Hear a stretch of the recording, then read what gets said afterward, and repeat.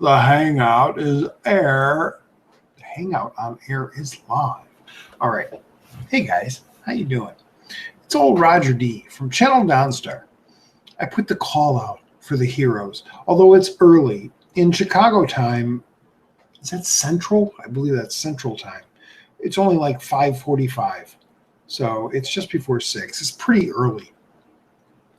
But I thought I'd just come on here and put the call out and see if anybody joins me. And it was about maybe like 5 minutes before I went on air, and now I'm going on air thinking the last 5 minutes, maybe I'll get somebody, and maybe I won't. But I'm waiting. I'm waiting. Okay, here we go. I just watched the first episode of Doctor Who. I believe it's season 9, starting from the year Christopher Eccleston took over. Yeah, it was a good episode. It was kind of predicted. I kind of saw some spoilers of what the season entails, and I was kind of spoiled about a young Davros, but it was still good. It was a good episode. It was back. It was great because it had a lot of references from the past episodes, and we saw a couple clips of like Colin Baker and Sylvester McCoy in like monitors. But it was pretty good. Yeah. So the new Doctor Who is back. I put the call out to everybody. There's one viewer. Hey, hi guy, whoever you're viewing. I don't know, where do you chat? Are you chatting? Are you sending me messages? Again, I'm new to this Hangout thing. Hello. I hear a hello. Horror Ninja. Yes, that is me. I see you're trying to get online here. I am on. And I see Charles. CP, how you doing, buddy? Hey, I have all these subscribers to worry about now. What did you do? Like literally, like I think 5 people came over since your video. Really? Yes, thank you. Well, I've been constantly trying to put your video up there in the main view thing. You can't get it? For new visitors and stuff. Right. So I've been watching the subscriptions going up a little bit, but not as much as I was hoping. You know. No, it's good. For you. For me? No, it's fine. It's good. I was at a point where 26 was a number that I just couldn't seem to hit, and then it was 27 for a really long time, and now I'm at 27.51. So hopefully I'm over the hump.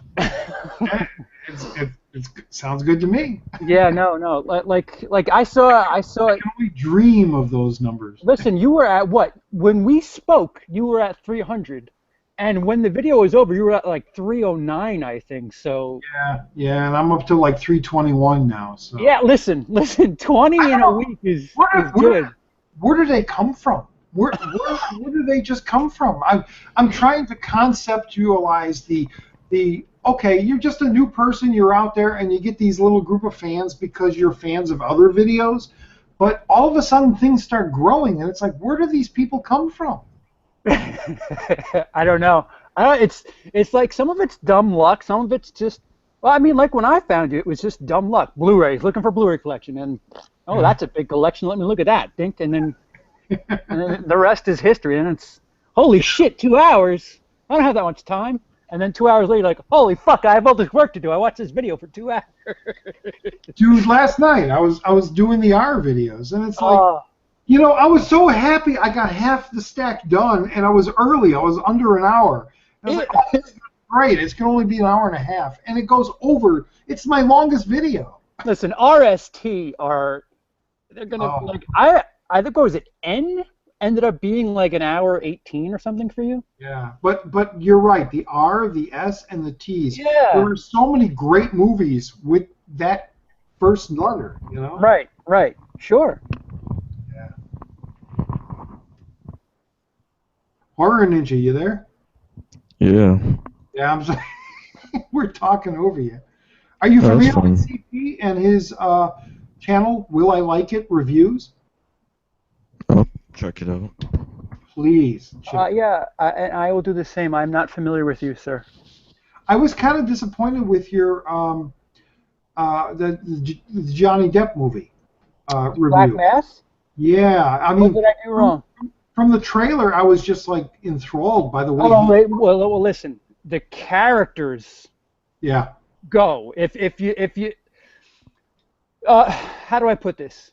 Goodfellas, Casino, Godfather, even Donnie Brasco. Those are like A movies. right. This B plus. Listen, I maybe should do it over again. I probably didn't get that across. There's great performances in a good movie, Yeah, but something like Goodfellas is just great, great, great. Everything great. sure. The movie just kind of at times it's like, come on, you don't have to take yourself so seriously. Come on, let's go. Because Yeah. there's no real hero. I mean, everybody's doing just terrible shit. So, like, I don't know how. I guess it's what makes Martin Scorsese. Like, how does Wolf of Wall Street work? Because they're terrible people. No, he makes the art entertaining. You know. Yeah. So, I mean, I think that's the only difference. It's not that I didn't have a good time. The movie holds up. It's Skin Slip. Hello there. Brandon, welcome. So you guys remember that when someone joins in the Hangout, it takes like anywhere between 10 and 30 seconds for them to even be able to hear you. So you guys are like, hey, it's Skin Slip, and I just hear Slip. I'm like, I know he's talking about me, but, you know. If I didn't have the live stream open, I wouldn't have heard it, just saying. Okay. How's it going, gentlemen? Very good, very good. I thought I'd attempt to do another hangout tonight, and starting a bit early, but because I sleep late, I sleep normally at night. I'm not one of those night people, you know. Not like me and like everyone else, apparently. So, Roger, it's easier for some of us, me, if you take that link in the top there, the address bar, in the future, that you want when you want to invite me to a hangout, take that link and drop it into a Facebook message, because I don't get notifications from Google Plus. So I had to go through 4 web pages to finally find where it said to join the hangout. So in the future, if you want me to join, if you can just drop me the address link. Wow. Yeah, I don't know what I'm doing here. Okay, so I see the thing at the top, the white bar with all that stuff. yeah, you just copy that and you drop it into a link or post it in an email to people that you want to invite, and they can just click the link. So you don't have to go through the actual system, because the system's really Google's not great at giving people notifications. Yeah, no, this I think this is something on my end only. It says this page is accessing my camera and microphone. That's not. You don't have to worry about that. Here, you can do it. You can do it easier if you go to the top here when you hover your mouse and you get the little human icon with the invite people. Right. You just go to click that when actually I can't invite people. That's why it's not working. You click that and there's a share link option. You can choose the link there that way also. It's the same link. It's just fancy. Yeah, I see the share the permanent link and everything, but there's also a box that says quiet invitation. No, don't do that. Just copy that link in the future and shoot it to me, and I'll be able to join right away. Okay, instead of putting a basic call out. You can still do the call thing, but some of us don't get notifications to our Googles because we have some crazy fans who like to just call incessantly to try to get you on the line. So I had to turn notifications off in Google Plus because I actually have crazy fans. I'm just noticing my screen isn't full. I'm seeing a whole lot of stuff on my screen. And again, I apologize because I'm new to this, but... yeah, your camera's broadcasting in full screen. Yeah, and I don't know what to do to change that, or... All you can do is get a new camera. It's showing you the native aspect of your camera, so... It's in the high-def camera is in the old basket, as they were. Yeah. Just waiting for the funds. Fair enough. I was just saying, like, that's it. You know, that's the only thing I can do. I'm sorry with whatever you're seeing. I'm sorry if it's not perfect. So. Oh, you know, Roger, it's perfectly functional. Okay. Hey, Brandon. Brandon Yeah. is skin slip. CP on the end there with the glasses and the hat. In the dark, it should be light soon. This will pop up automatically soon. Are you making popcorn? No, I'm upstairs now. That where you saw me last time was downstairs. That's an automatic light. It should be on in about 20 minutes or so. Okay, no problem. You have automatic lights too? That shit's awesome. 2, 3, I'm just introducing. 5, 6. CP runs a channel on YouTube, which you should definitely subscribe to, called Will I Like It Reviews, which he's the guy that interviewed me last week. And yeah, I subbed to Skin Slip last time when you guys had your thing. Okay, cool. Please reverse, and Horror Ninja, you're still there. Drop me a link, make sure here in the Google chat, and I'll sub real quick. I'll try to put, after this is all done, I'll try to put the link in the old YouTube chat. The chat we could all see for each other, right? Yes, it's only for each other. The group chat here on the right side is only viewable by the people in this hangout. No one else can see it. There's actually, if you hit // it gives you a list of commands, and then you can privately talk shit about people that you're in the hangout with. They have a private message system built into it. It's pretty funny. I find that humorous when you want to fuck with someone. You're like, yeah, there it is. Now, Brandon, since you're very familiar with these hangouts, I'm noticing at the bottom I have like my stop broadcasts and all that live, and on the right it has I have one viewer. Is that viewer available to see chat, and how am I able to access the chat if that person is trying to contact us? So the easiest way to do that is to go to the YouTube page, which actually had the link right here for you.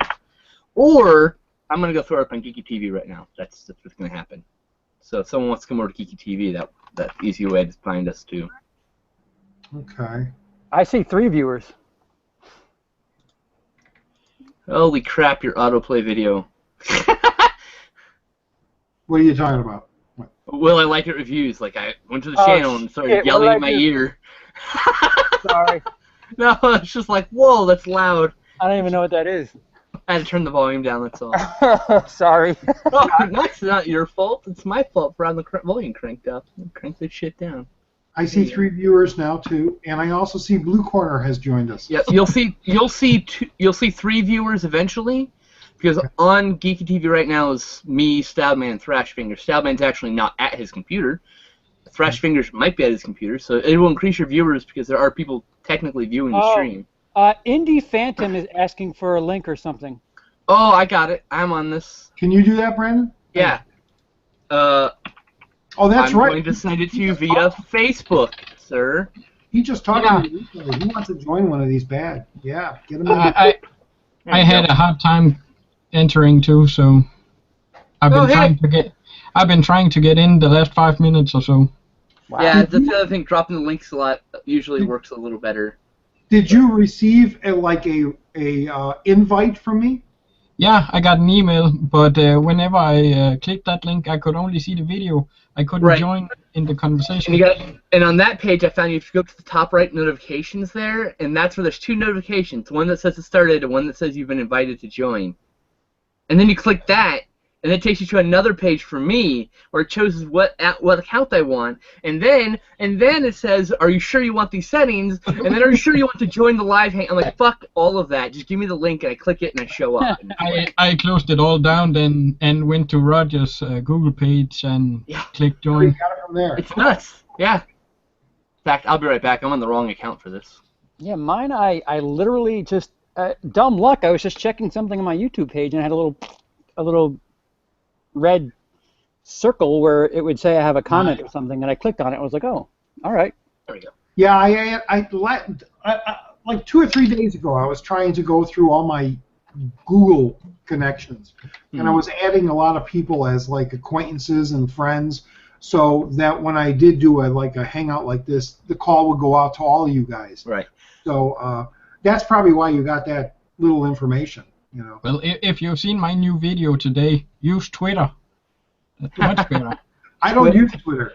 Yeah, no, it's not. Here's the thing. I don't really do either, but that's something I go into in my new video. I found a lot of people that way. Wait, are you talking about the Avengers one, or have you done something since? Yeah, I uploaded a new one today, an update video. Oh, since then. Okay, so I haven't seen it yet then. Not the one where you were watching the Avengers. Yeah, that's the one I was thinking of. That was yesterday. Here's the truth, guys. I like Twitter more, right? But Facebook has the best ad hoc instant messaging.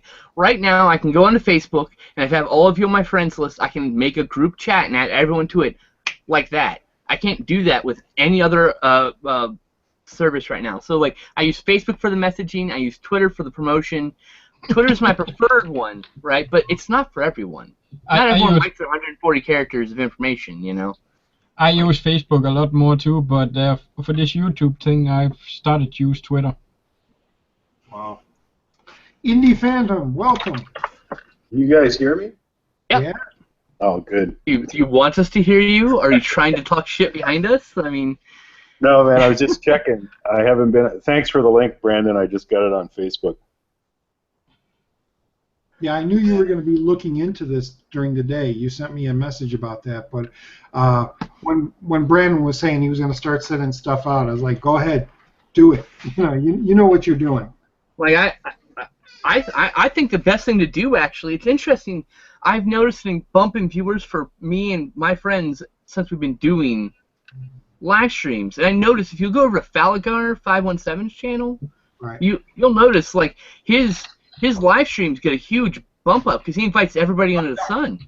So I think the coolest thing is that we can all network like this, and like not everyone knows who Charlie is over here, right? But now they may know because I'm here and my fans found me, and now they're like, "Holy shit, that guy's cool," you know. So I really like this concept of doing live streams. They'd never say that about me, though. Well, that's because you're not cool. But I mean, you seem cool. You're just not actually cool. It's okay. That's a hat. We can't all be the cool kids. I've never been the cool kid, so I would know. I don't think anybody on the internet is a cool kid. I think that's official. Oh, man. Pizza! Hey. Oh, that makes me want to work. Oh, thank you for doing that right now. I haven't had solid food since yesterday. I'm quite hungry myself. I went to drink water this morning and almost threw up. I'm like, hey, that's fun. Yeah, it's been a rough morning. I'm all right now. Yeah. Is it morning there? No. No. It was a rough morning. I'm okay now because it's no longer morning. I'm definitely not going to stay up till 5 a.m. this weekend. Yeah, what are you, at midnight right now? No, that was last hangout. No, you right now. What are you midnight? 11? 1 a.m. Shit, I was wrong. A little bit past.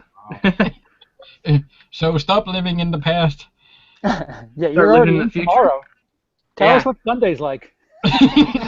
Boring. It's fucking Sunday. There's no cartoons. I just nothing got on this fucking new TV. PlayStation 5. Yeah, Sunday is video games and/or movie marathon. For me, it's movie marathon. I got my shit on video film festival tomorrow, actually. Yeah. A lot of shit there. And I provided privately the hookup for people who want to join, who I trust. I won't be joining. Yeah, whatever, loser. What is this? It's like a marathon you're doing of like bad. 5 shot on video films. It's called the Shit on Video Film Festival. Really bad. Shot on shitty. No, they're not bad. They're shot on video. They're shit on video. All right. They're so bad they're good. Come on. Have you checked out Exploitation TVs? They've got some of the Massacre video shot on video stuff I think on there. I pre-ordered all the Massacre video shit for October. That got pushed to November. So yeah, for the Shit on Video Film Festival, we will be watching not The Basement, but Video Violence 1 and 2, and 2 Jennifer, which is actually supposed to be pretty good. It's a sound footage film. 10, which is crazy and awful, and Pigman Murders, which I've heard informed is pretty awful itself too. So that'll be fun. Brandon, I don't know a single one of them. I'm sorry, what was that, Roger? I was going to say, Brandon, I got 2 questions for you. Did you pre-order a turkey shoot? No. Do you like that movie? Yes.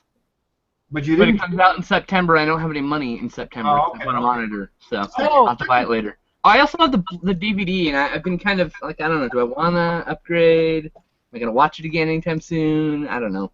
CP, you got something to say? Yeah, Roger. Somebody. Remember that movie we were talking about that I can't get a hold of? I can't get any sort of anything. The Somebody- arm chopped off.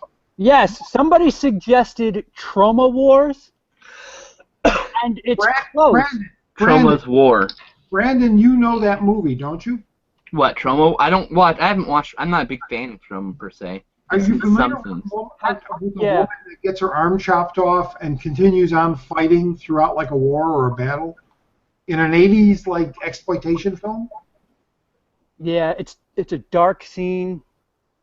No, that does not. That sounds like something I would remember.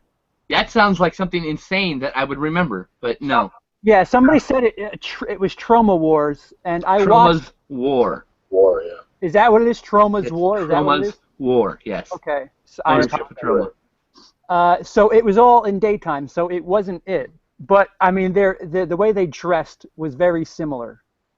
Well, I mean, it's Troma, so I mean. So I'm assuming it might be a Trauma video. I thought that too. Yeah. But, yeah. It was close though. It was close enough to where the way they dressed was definitely it matched what I saw. So I don't remember who it was that told me, but close. It's interesting because I don't have a problem with Troma. Like I've seen like Toxic Avenger and like some of the more random things like Decapitated and Farts of Darkness and Tromeo and Juliet. I mean, I've seen a selection, but yeah, I would have remembered arm cut off, continue fighting anyway type thing. That sounds ludicrous. I just remember like either one of or both of her arms were chopped off, and she just stayed in the rest of the movie. Like she was in the movie doing her shit without her arms. It was so bizarre, and I can't remember what the hell it was. Bizarre is a good way to describe anything Troma does, actually. Almost a small dose kind of deal. Like in small doses, I can do that. I love Toxic Avenger, but I don't know if Poultrygeist. I never made it through that one. Like I want to say Thanksgiving. That's what I want to see. Thanks. Yeah. That's They get pretty extreme. And, but at least they take their gore, lighthearted way, as opposed to a realistic, which was leading to my next question for Brandon, which all this time I've listened to you, I've never heard you talk about. Are you familiar? Are you a fan? Have you seen the August Underground films? I am familiar with the August Underground films. I cannot say they are my taste. Right. I have yet to see them, though, so I don't know for sure. But from what I've read and heard, I'm pretty sure I'm going to watch it and be like, all right, it's okay. Yeah.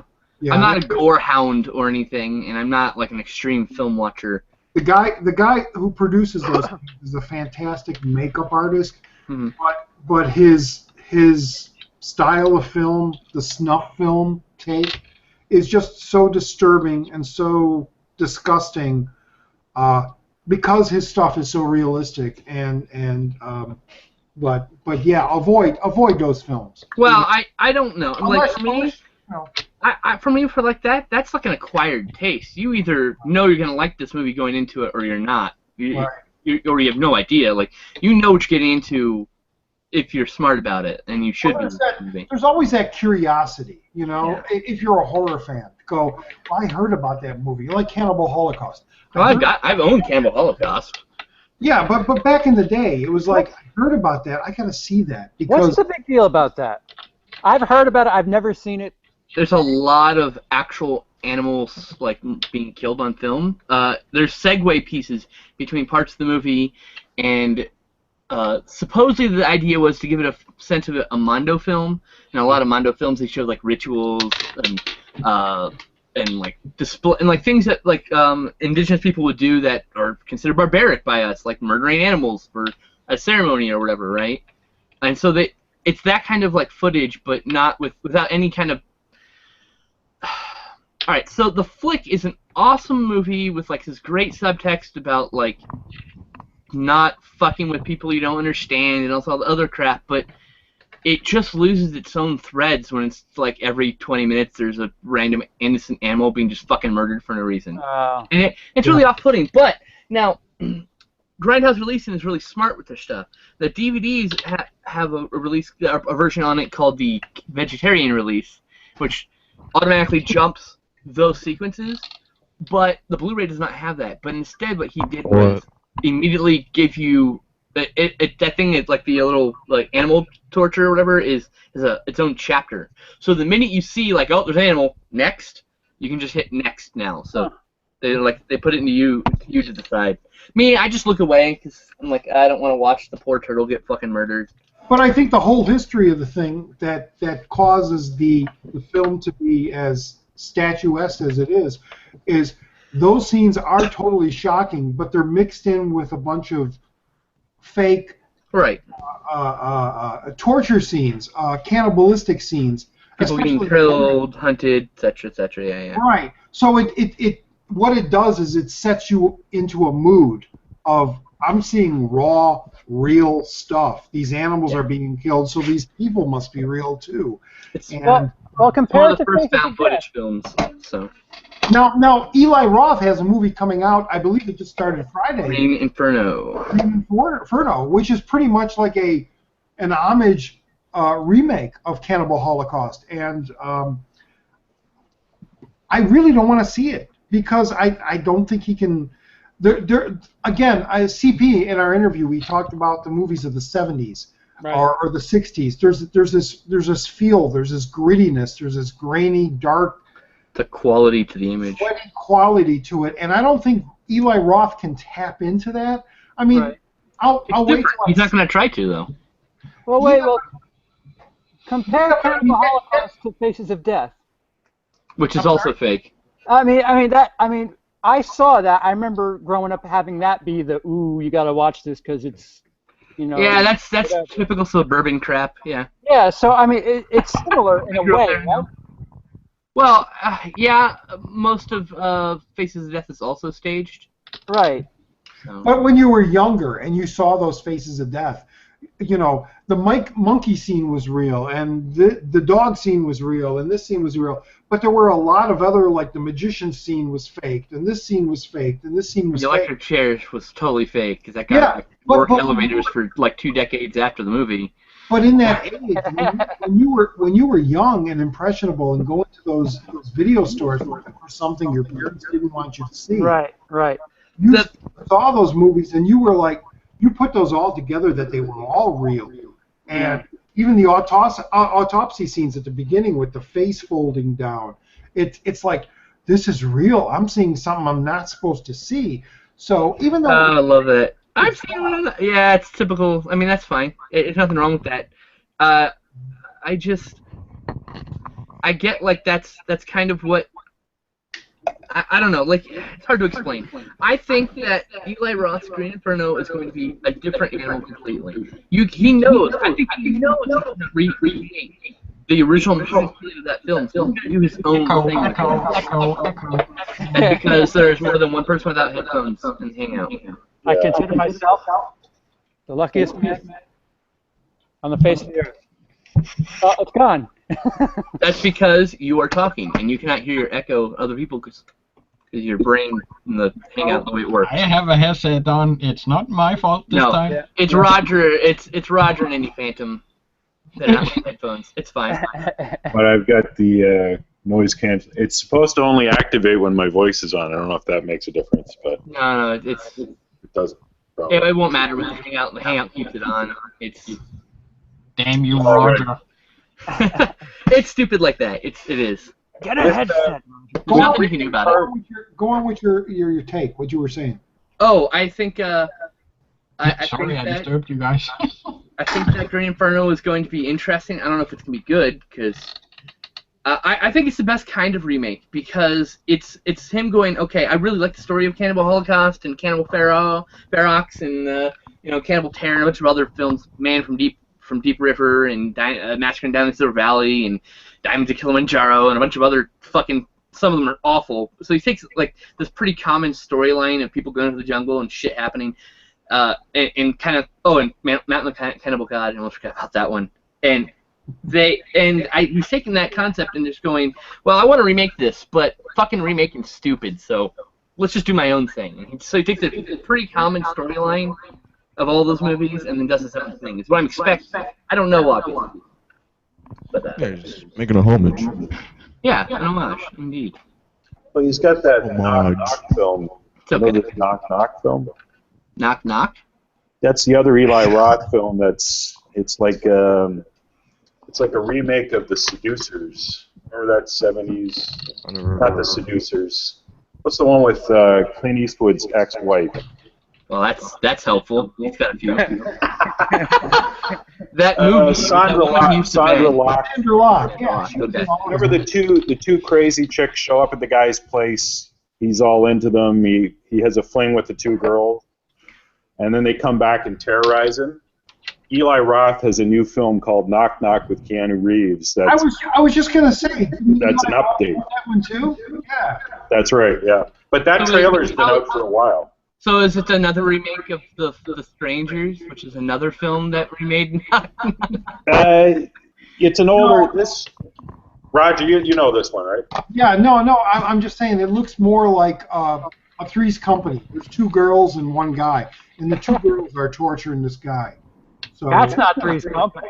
One of the Mill Creek sets has the old song. I can't remember the name of it. Right? It's like The Seducers, or it's got a couple of different titles. Really, really good film from the 70s. Like the ending is brilliant. Was it released by Crown International Pictures by off chance? I don't think it's one of those ones, and it's not in very good quality. It was on the 50 Crime Pack. 50 Crime Pack. Oh, there's like 4 movies I want on that entire thing, so I don't have that one. Like, yeah. 50 movies, paying for 50 movies, only getting 4 that I want. I was like, But I'm surprised you guys. Knock Knock. The trailer was out like a few months ago, but I don't know what happened. It's like Green Inferno. This thing's taken forever to get released. Yeah, well, that's because I guess Eli Roth secured some funding that was not exactly on the up and up, and so he's had problems with getting them released. So it was like 3 movies: Green Inferno, and then 2 others. And I guess Knock Knock's one of those, and one other movie he did. Oh God! Guess what? What? I was like... No, Bobby's Goblin spelled backwards. My mind is blown. No, okay. I don't know what I'm doing. What the hell's going on? Hey, how's it going, person who just came in? I'm rolling joint and I'm so fucking hacked. Charles, are you the father or am I your son? Hello? What is that? Who just joined? I I don't have know. no idea. Gee, Roger, I don't know. Where did you share the link to? And I don't know who I am.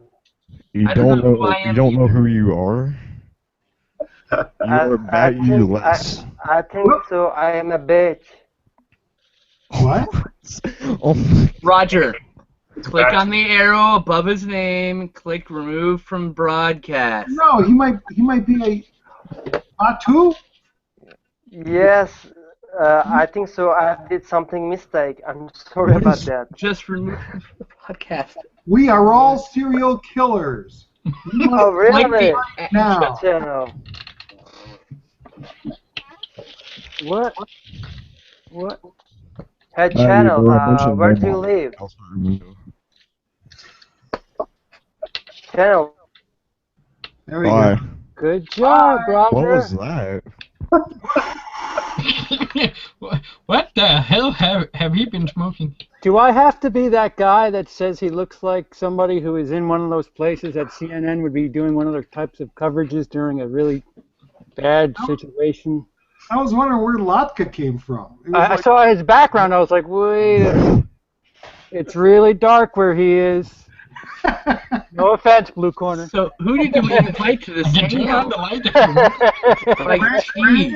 Brandon, I put the call out to everybody that's in my cool hangout group. No, don't do that ever.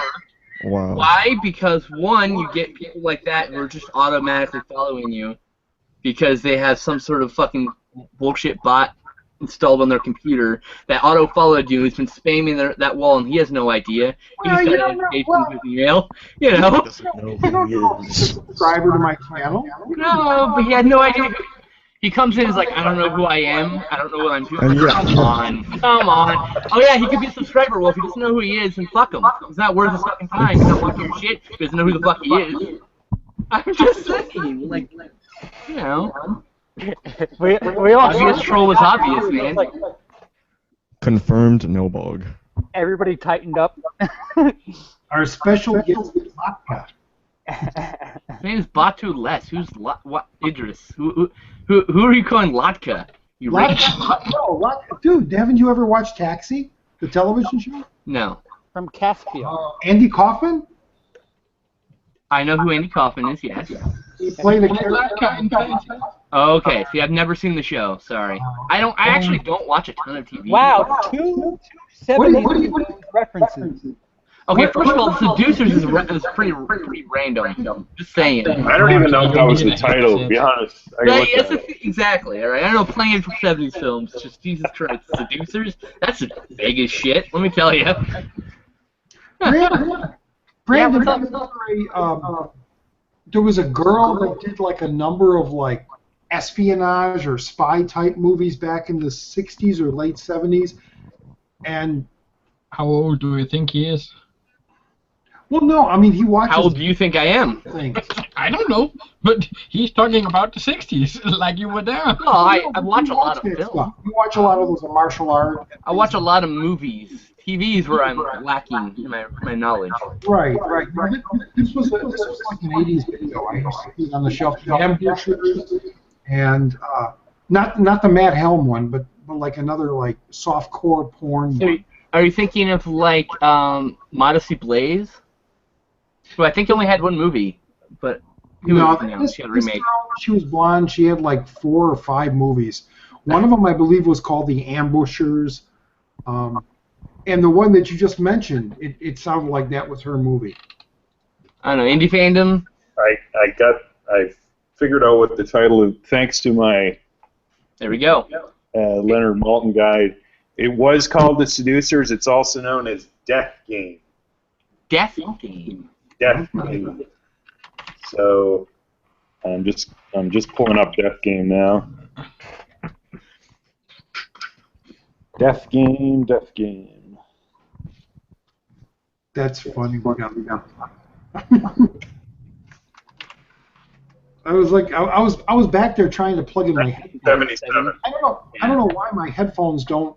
I plug it into the speaker jack in the back of my computer, and it still doesn't come through the headphones. So I don't know if my headphones are You have broke. to, Roger, in the Hangout, you have to I then know, go to the you gotta- gear you symbol. gotta switch the speaker thing. I know. Yeah, I manually tried switch that, it. but it didn't work. Maybe you're not in the right thing. Try all the things. It might be the thing you don't You're not think doing it it is. right. You're not doing it right, Roger. That's the problem. It's okay. I love you, bro, but you're not doing it right. I know. Colleen Camp and Sandra Locke. Yeah, oh yeah, I pulled it up. Seymour Cassell, that's the one. Unpleasant and ultimately ludicrous film about 2 maniacal lesbians who, for no apparent reason, tease, titillate, and torture a man in his own house. Filmed in 1974. Missy Spacek was one of the set decorators. Wow, that's kind of a random piece of trivia. It's in the Malton What are trivia. we going to do with that? Yeah. It's on DVD for $15 or $9 bootleg from, what, Cheesy Flicks or something? And on the I'm Mill sorry. Creek set. Mill Creek set. I would assume it's on more than one. You might know this, though. The 50 Suspense set by off chance? It's on the Suspense set. The one with, like, De Niro on the cover. Yeah. Okay, I see what it is. All right, I found it. That one is also at a price. It goes for $27. I got that for, like, $1.50, so I feel very happy now. Yeah. No one's gonna pay $27 for that set. It's not worth that. When you can buy the one movie that's on there for $15 used, you know. So, guys, the series of movies I was talking about was a girl called Sherry Cafaro. And she did the abductors, not the ambushers. The abductors. Abductors. That sounds familiar. Ginger, Too Hot to Handle, Savage Sisters. She did a lot of those exploitation. Too Hot to Handle. Hey, I have that movie. Hey, who muted Charles? Charles did maybe? He's muted. Yeah, so? Just who did it? You can mute yourself, you know. What happened? No, Yeah, he was like, oh, you got muted. And I'm like, yes, he muted himself. Oh, yeah, I did it myself. Andy turned his camera off. He was jerking off for a minute. Give him a break, man. Listen, I need my me time. Too Hot to Handle. Wait a minute. Oh, that's right here, by the way. Did the mighty Hilda come in here? Roger. Yes. There you go. Too Hot to Handle. Yep. Oh, yes. That's a good collection, Yeah. Let's see here. Too Hot to Handle by... Is that Sergio Santiago? No, that's Don Chian. It's Firecracker. Firecracker is the one that's a Sergio Santiago film? Yeah.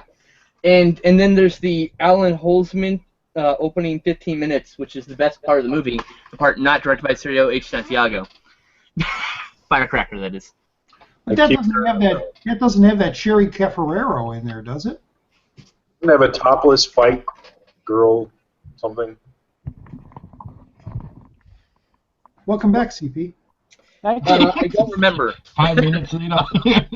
It's been about 15 years since I've seen it, and I remember the first 15 minutes were awesome. It's like a really cool opening fight sequence, and I think there's Kung Fu in that. Oh, I'm sure of it.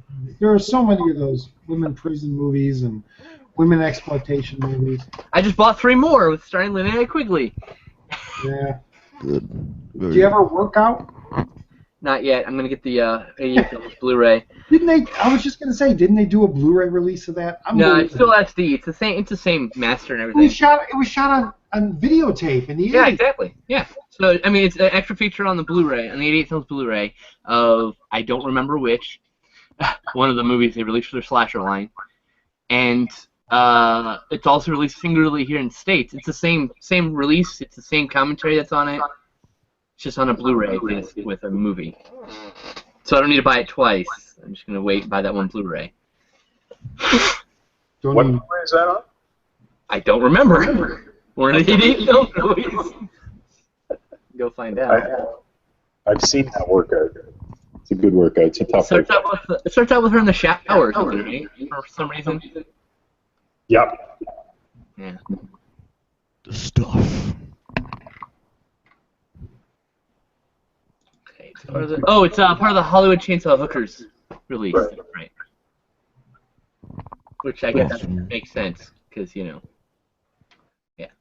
Linnea Quigley's workout, Scream Queen, etc. Yeah. I was really sad with seeing one of the recent Fredel and Ray films. Those are almost depressing to watch. Well. Oh man. He's making stuff like this now, just shot on video direct. I mean. Yeah, that's what I saw. Something like that. Not that particular film, but one of his sexploitation ones. I just got a promo offer for hey, you want to review this 80s sex comedy made on digital high def video by Fred Ellen Ray last week? No, I don't think so. I like Fred Ellen Ray's 80s. Oh, amazing. Scalps, Biohazard, and the one he did after that. I can't remember. Is he Chopping Mall? Yeah. No. I saw that. Chopping Mall is way Fred Ellen Ray film. Chopping Mall is great. Yeah. Yeah, which means it can't be a Fred Ellen Ray film. Is that on Blu-ray? No. No, it's not. Not yet. It's stuck in Lionsgate. It's because Lionsgate has it. Otherwise, Scream Factory or an Arrow probably both would have. Should. Jim Wynorski did Chopping Mall. Yeah, that's who I mix up. See, Wynorski does lots of terrible fucking movies, but he also does good movies when he tries. Who's Papatopoulos about? Is that Wynorski or is it Fred Olen? Papatopoulos documentary about one of those directors was doing a film in 3 days. It's either Wynorski or Fred Olen Ray. I could see both of them doing that. Yeah, that's what I mean. I get those two mixed up, and I'm. All right, Papatopoulos, 2009. It is Wynorski? In 20 years, he's directed more films than Martin Scorsese, produced more profitable movies than Jerry Bruckheimer, and infuriated more actors than Alfred Hitchcock. Wynorski, there it is. Yeah, okay. It So was he's way the got- fuck down there in that list. Well, Wynorski's gotten pretty depressing too then. Yeah, but he also did Cobra Gator, so we have to forgive him for that. I don't know it. It's a new shitty sci-fi like flick, and it seemed to be the better ones. I didn't pick up on that from the title. He did Dino Crocs vs. Super Gator, which is like one of the better of those shitty films. That one's one of those really cheesy, bad ones. Has anybody seen Turbo Kid? Turbo Kid? No. I want to. Very badly. I want to see it. Okay. Oh, that's right. He did the TV remake of The Wasp Woman. I forgot about that. Oh, is that the 95 Jennifer Rubin? 96, but it was on HBO or Showtime. I can't remember when they did those, like The Earth vs. the Spider. Jennifer Rubin? I think so, yeah. Yeah. I saw some of it. He did Deathstalker 2, 1962. Oh my god. So many terrible movies. Roger, are you alive? I'm here. There he is. I just wondered if you weren't moving your face or anything. It looks like you were frozen. Oh no, I was trying to send some links to Dean of DVD, who's just joining now, Okay. and some other people that were emailing. Hey, Batu. Dean, not Dean. Is your name Batu less Iris? Batu sent me. Batu sent you? That's right. Oh, I was god. just talking to Batu on the phone. He said you got to go over there and join those guys. Is that okay? All the way from the Middle East somewhere? I don't know where he's from exactly. He wasn't sure where he was from. Yeah, that's right. You didn't know who he was either. How do you know who you were? I don't know how he got my number. Did you find that cell phone that you left next to his body in the bathtub full of ice? I'm not really sure. It is possible. Possible. What the hell are you guys talking about? Things. Everything. Welcome, Dean. How giant Mike's face looks on my giant monitor. Everybody, this is Dean of Awesome. DVD. One of the most. Are you considered you have the most Criterion Collection DVDs? No. Not even Not at close. all. Not at all. There's a guy named Jesus who goes by J Mal. I think he's got every single Criterion release that there is. I know like three There's friends two who have. really rich guys that have them too. Yeah, Oh, of I have no desire to do that, quite frankly. There's some movies I just don't want to own on the Criterion Collection. So Man, someone gave it to me though. I take them if they give them to me. Yeah, I've got a bunch of them, but I can't don't find have it a was single rude.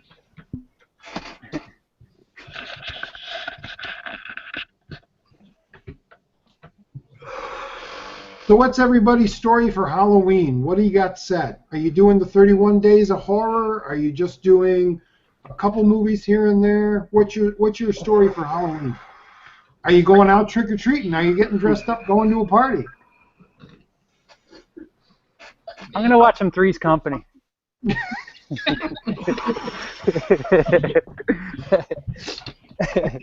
Sorry, that's a joke. Oh, they got into a wacky misunderstanding again. Well, on Halloween, I'm gonna watch Halloween 3, Trick or Treat, which is the two things I do every Halloween. Probably throw some other new stuff, something in there I haven't seen yet. Kata. Oh no. Who is this? kata. Why do you say oh no? I don't know. Whoever you are. That's probably Batu. It's Kata. Badu in disguise. It's Oh, the I don't know. They just said oh in the chat. Oh. It's a bunch of old hairy fat guys. Sorry. You're in the wrong chat, perhaps. Unless you're into that, and then welcome. The show in. The Bear Channel. Hello, Badu.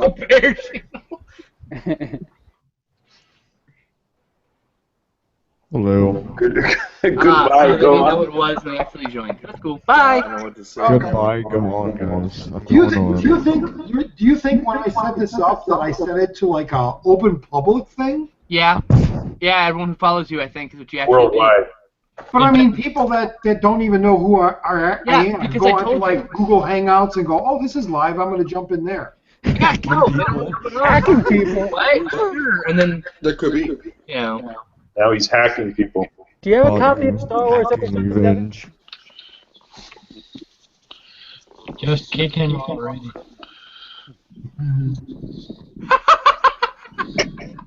I had Lalsberg on Facebook. He's like, and there you have it. I'm never going on a live stream again unless it's cathode ray tube because I make them private. I make them link only, so that only people I give the link to can get in. Because fuck inviting everybody. Oh, it's Nilbog. Nilbog. Nilbog is Goblin. Goblin is Nilbog. How come like members of Goblin didn't like splinter up and one was Goblin and one was Nilbog? I swear to God that would have been perfect. Somebody just went and became Nilbog instead, and they just had like two groups. All right, I guess I'm just talking about something. Are goblins trolls?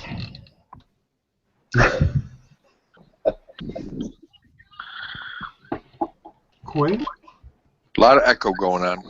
Indeed. Yeah. Yeah, who do you think is to blame for that one? If you do not have headphones, you should be muting yourself if you are not talking. I have usually when I headphones. see the echo, I see the lines going up and down on different people's And things. that's did you two channel then Donstar? What? See, you like this. Nilbog. Alright, now where's the echo? Tony, yeah, okay. There we go. We've eliminated the echo. That's how that works. For future reference, you know. Why's it go? So You're- Send me the live You're link. so Right. technical. I'm Is on it it. Brandon, you're so technical. Here's the link, the That's live good though. link. to the That's description. good. So who's Roger, you who's can the only talk in the chat. You have was to talk Roger now. was Roger the problem? No, Roger and Tony. He's because I guess Google's keeping his mic unmuted. It's supposed to mute automatically, but I guess it's not. Gotcha. So when two of them at the same time happens, we get the hellacious echo. Am I echoing?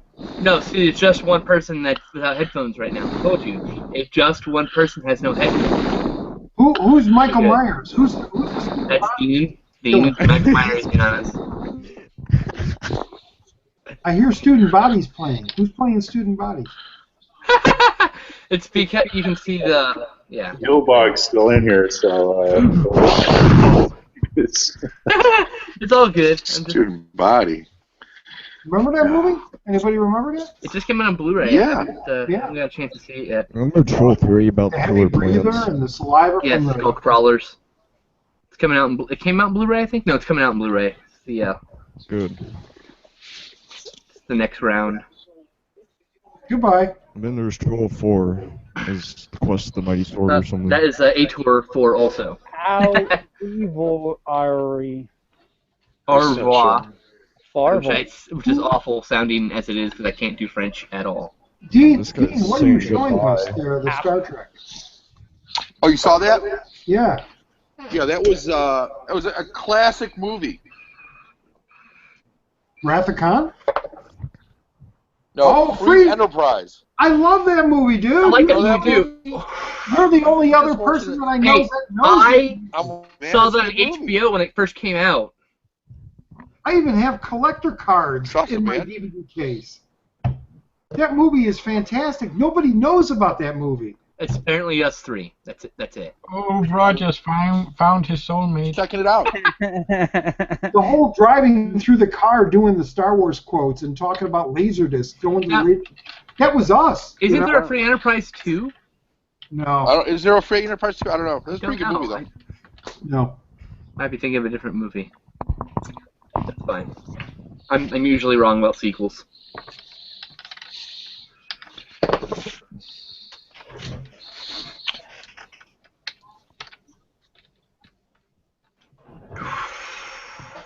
Hello. Hello. So Oh yeah, look at that. I just got a message, and I'm looking at my on Google Plus, and it looks like, yep, Roger posted the link in public. I do. All right, Roger. Cool. That's good. Come one, come all. Let's get those strangers in here. I got Send these. to do this. chat room ISIS. I just got an email just a few minutes ago from Roger sending the link to Dean of DVDs. Yeah, So- that's Yeah. when you got posted in public. I didn't get that link before. I couldn't get in, but I was trying to get in before. I couldn't get in. I had to call Batu. I just got the idea to check on my YouTube link page and my emails, and I saw people were trying to get in, but I guess they didn't know how. Or... Anything for more subs, Roger. Anything for more subs. People are going to try to get out That's why I soon. got it open to get those strangers in there. I want homeless people to love my channel. Yeah. No, I understand. Oh my god. So, hey, Roger, didn't I tell you not to do a hangout tonight? You Yeah. need the next defending my collection video. Oh, I god. should be doing the S's. I They're know. getting longer. They're getting longer. I swear. All right. Think it Now, lasted let's start it 2.5 now, hours, Roger. wasn't it? Let's do it now. Let's go through the S's right now. Now live. Hey, before we go any further, Brandon, help me out here. All I'm seeing is me as the main guy. How do I change it where... You can click on the head. Again. You mean you Click on can't see Batu anymore? Click on your name again. Click on Click your on your picture face. again. See the box there? See the box down there? Is there a white border on you right now? No. I Okay. can see all the controls. Now at the bottom, you have a whole selection of names, the faces. Click on your face. Down there, the little face. Okay. On the computer, happens? not your actual face. Do I right-click or anything? No, left click. Just click in the middle of It's it. one of the faces, John Lithgow, with his eyes really buggy. There we go. Is it Now going? it should switch. If you click on it and there's a white box now, you are not. Then you're only showing the person you have selected. Click That's on fine. it again. I wanted to jump from people to people. So now there's no white box on anybody in that bottom Right. bar, right? Gotcha. You're Yep. good now. Screw That's it. what happened. You clicked on somebody and then left it for whatever reason. So Cool. Thanks. It happens. It's okay. Don't worry, Roger. I have no clue what's happening. Right. Okay. Is it just me, or did Brandon just sound like the robot from Lost in Space when he was talking? It Am is. I roboting? That's who he is. Am I the only one who heard that like that? Is anyone? Do I sound like a robot right now, guys? You not now, but right before you did to me. Oh, I have no idea. That's Very what you distorted. Very distorted. That could have been. You're on a tablet though, so maybe it might be because of that. I don't know. Unless I broke it for everyone else. It is No. appropriate for the week since it's the anniversary and the Blu-rays just came out. I could just hit a lag bubble. That's all. Yeah, no big deal. Could be. As long as they don't consistently sound like. If someone consistently sounds like a robot, you mention it and you say, "Hey, you sound like a robot. Does it sound like a robot to anyone else?" And if the answer is no, it's your fault.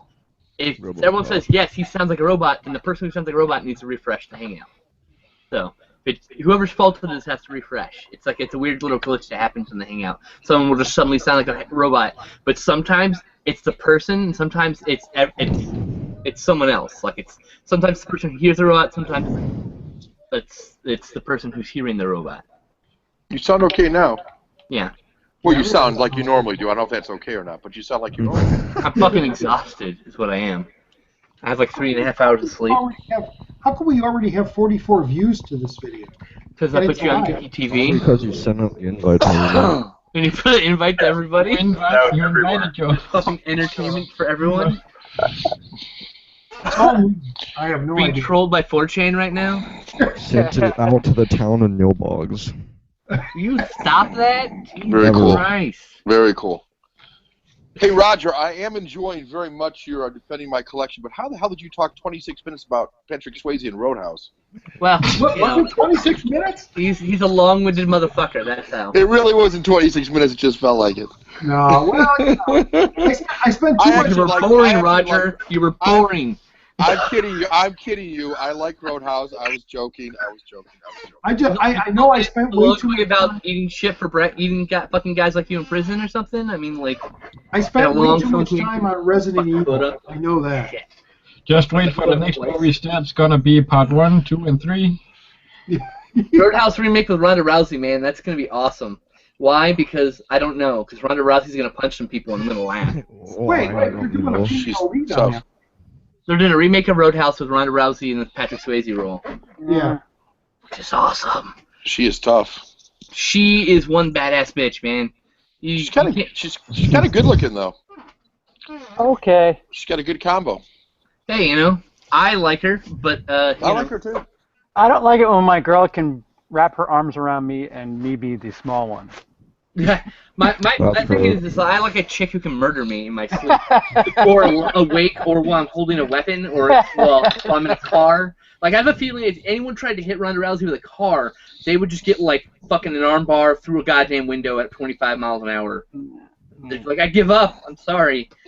Yeah, I heard that lady that cut that guy's dick off is out of prison now. Maybe you could date her. No. No. Well, wouldn't she be your? You said you wanted someone who could attack. Hey, Lorena Bobbitt? I think it was Lorena Bobbitt, wasn't it? Yeah. Was she in prison for like 20 years or something? Yeah, it She was like was- 91. She got out. She's out now.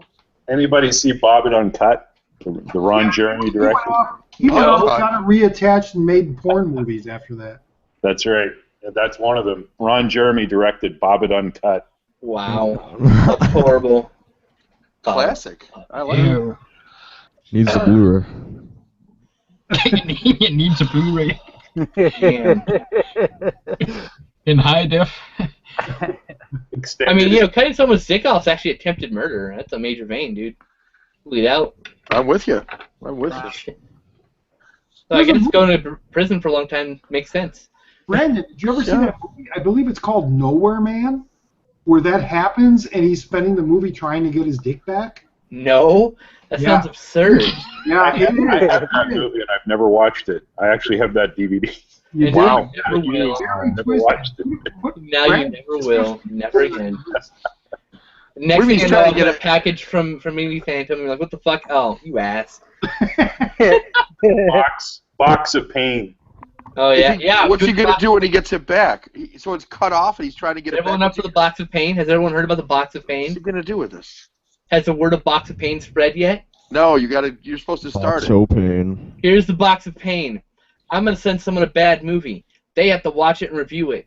Then that person has to add a movie that's also bad to that box. That is, Oh, and then sends it to the next person in line, that's and so cool. on and so forth. And if you Centuries get of to a point, torture. if you get to a point where, and I'm going to keep a log. You have to put your name, your YouTube channel, like you have to write it on this log that's going to be in the box, right? Oh. And everyone gets a chance to decorate the box a little bit, slap stickers on it, draw on it, whatever you want to do. And we're going to just beat this box all around the country, or the world, as it may be. You know? That's not gonna be So hard wait, to do do. you switch the movies out, or is it just like at the end, it's just a giant collection of shitty movies? Yeah, exactly. And then at some I want point, to be at the end. if the shipping costs too much for somebody, whatever, my email's going to be on this list. They're going to email me. I'm going to pay for shipping to send it back to me, and I'll start the cycle again. I'll take all the movies out. We'll go do a video about all the movies that were in the box of pain, and I'll start watching some of these movies from the box of pain. I'll And I'll pitch send in. out the box of pain to somebody else who hasn't got. The rule is you can't get the box of pain, the strain of that box of pain, because at that point I'll have a lot of boxes of pain to go out, right? So then it'll be unique strains. You can't be infected by the box of pain. So if you get a box of pain with the same strain you've been already received, you have to just mail it to somebody else. You can't even open it. I'm so glad Manos is coming out very soon. Sounds like pain, alright. Changing the Unrelated. I topic. just pre-ordered that today, actually, because I had 5 titles from Slasher Video get rescheduled to November. So I was like, I can do new pre-orders in October now. Okay. So the box of pain. The first movie that's going in this box of pain is a movie called Dead on Sight. S-I-T-E. A movie so bad I don't think it even has a legit release right now. At Wow. all. Oh wow. Yep. I need to see my stuff in high def. I haven't finished the movie. I stopped at 15 minutes. So I can't review it. I don't have a rule. I don't review movies. I don't give a review or opinion on a movie that I don't finish. So it's so bad I didn't finish it, so I'm going to make someone else. I'm going to pass it on to someone else, make them do it. Box of pain. Horrible. Like the Sounds thing- bad. It's like something Pinhead would like hand around. I am a sadist, so this makes sense. Saw. What an evil master plan. I have much sights to show you. So yeah, that video will be going up soon. Centuries of torture by the box of pain. I hope someone draws like a Lamentation Cube like segment on the box of pain. Someone's gonna get a big box and it's gonna get a movie in it. They're gonna like, what the hell? Like, here you go. It starts with you. I want in. Some They people should put trash humpers in it. Some will find pleasure in this pain, though, right? Because not everybody's going to have the Now, same. you don't have to review all the movies from the box of pain. You have to review a movie from the box of pain. Add a movie and pass it along. You are not allowed to remove a movie. CP is just going to keep them. Even if you love it? Now, if you receive, even if you love it, it's the property of the box. It's not even mine. It's the property of the box. I don't own it. So, the worst thing that's going to happen is at some point when the experiment comes to an end, I'll probably just give them away as like souvenirs to everyone who participated. You know. How is this yeah, box have everybody shipping? sign something or something. Yeah. What was that? What? Indy? Sorry. Indy said something. Indy Phantom. What's up? You're muted now. You have to unmute yourself. I'm mute. Your hardware, your That's software great. muted, not hardware muted. You're Garbage muted on packets. the Hangout. Indie Phantom up at the top. There you go. There you Yeah. go. Sorry, Yeah. I didn't say anything of great importance anyway. I was just saying the box. You know, is it going to be going UPS? Like, it's going to be a strong fucking box, right? If it's gonna... I have a plan of it's gonna be a box in a box. All right. It's not gonna be it's the movies that are gonna go in are gonna outpace the size of the actual box itself anyway. So the box in a box will also just for a while, for a few trips, be okay until someone has to replace it. And I'm sorry, but I mean, you want me to PayPal you $1.25 for a goddamn box? I will. Like, fuck, man. Brandon, will the movie Go The for Box be in sins. the box? No. You can add that to the box if you want. And that'll be in the second box. So, box in a box in a box. And the trash can. Well, you have to get a red box Like for that movie? MTV in the box. What, Roger? Did anybody like that movie, by the way? I thought it was all right. The box? Yeah. I thought it was okay. Yeah. It was going somewhere, and then it kind of lost its way, but It got weird at the end. yeah, I like watching my box. it was a good idea. Yeah. Twilight Zone. Yeah. Twilight Zone. Oh, sorry.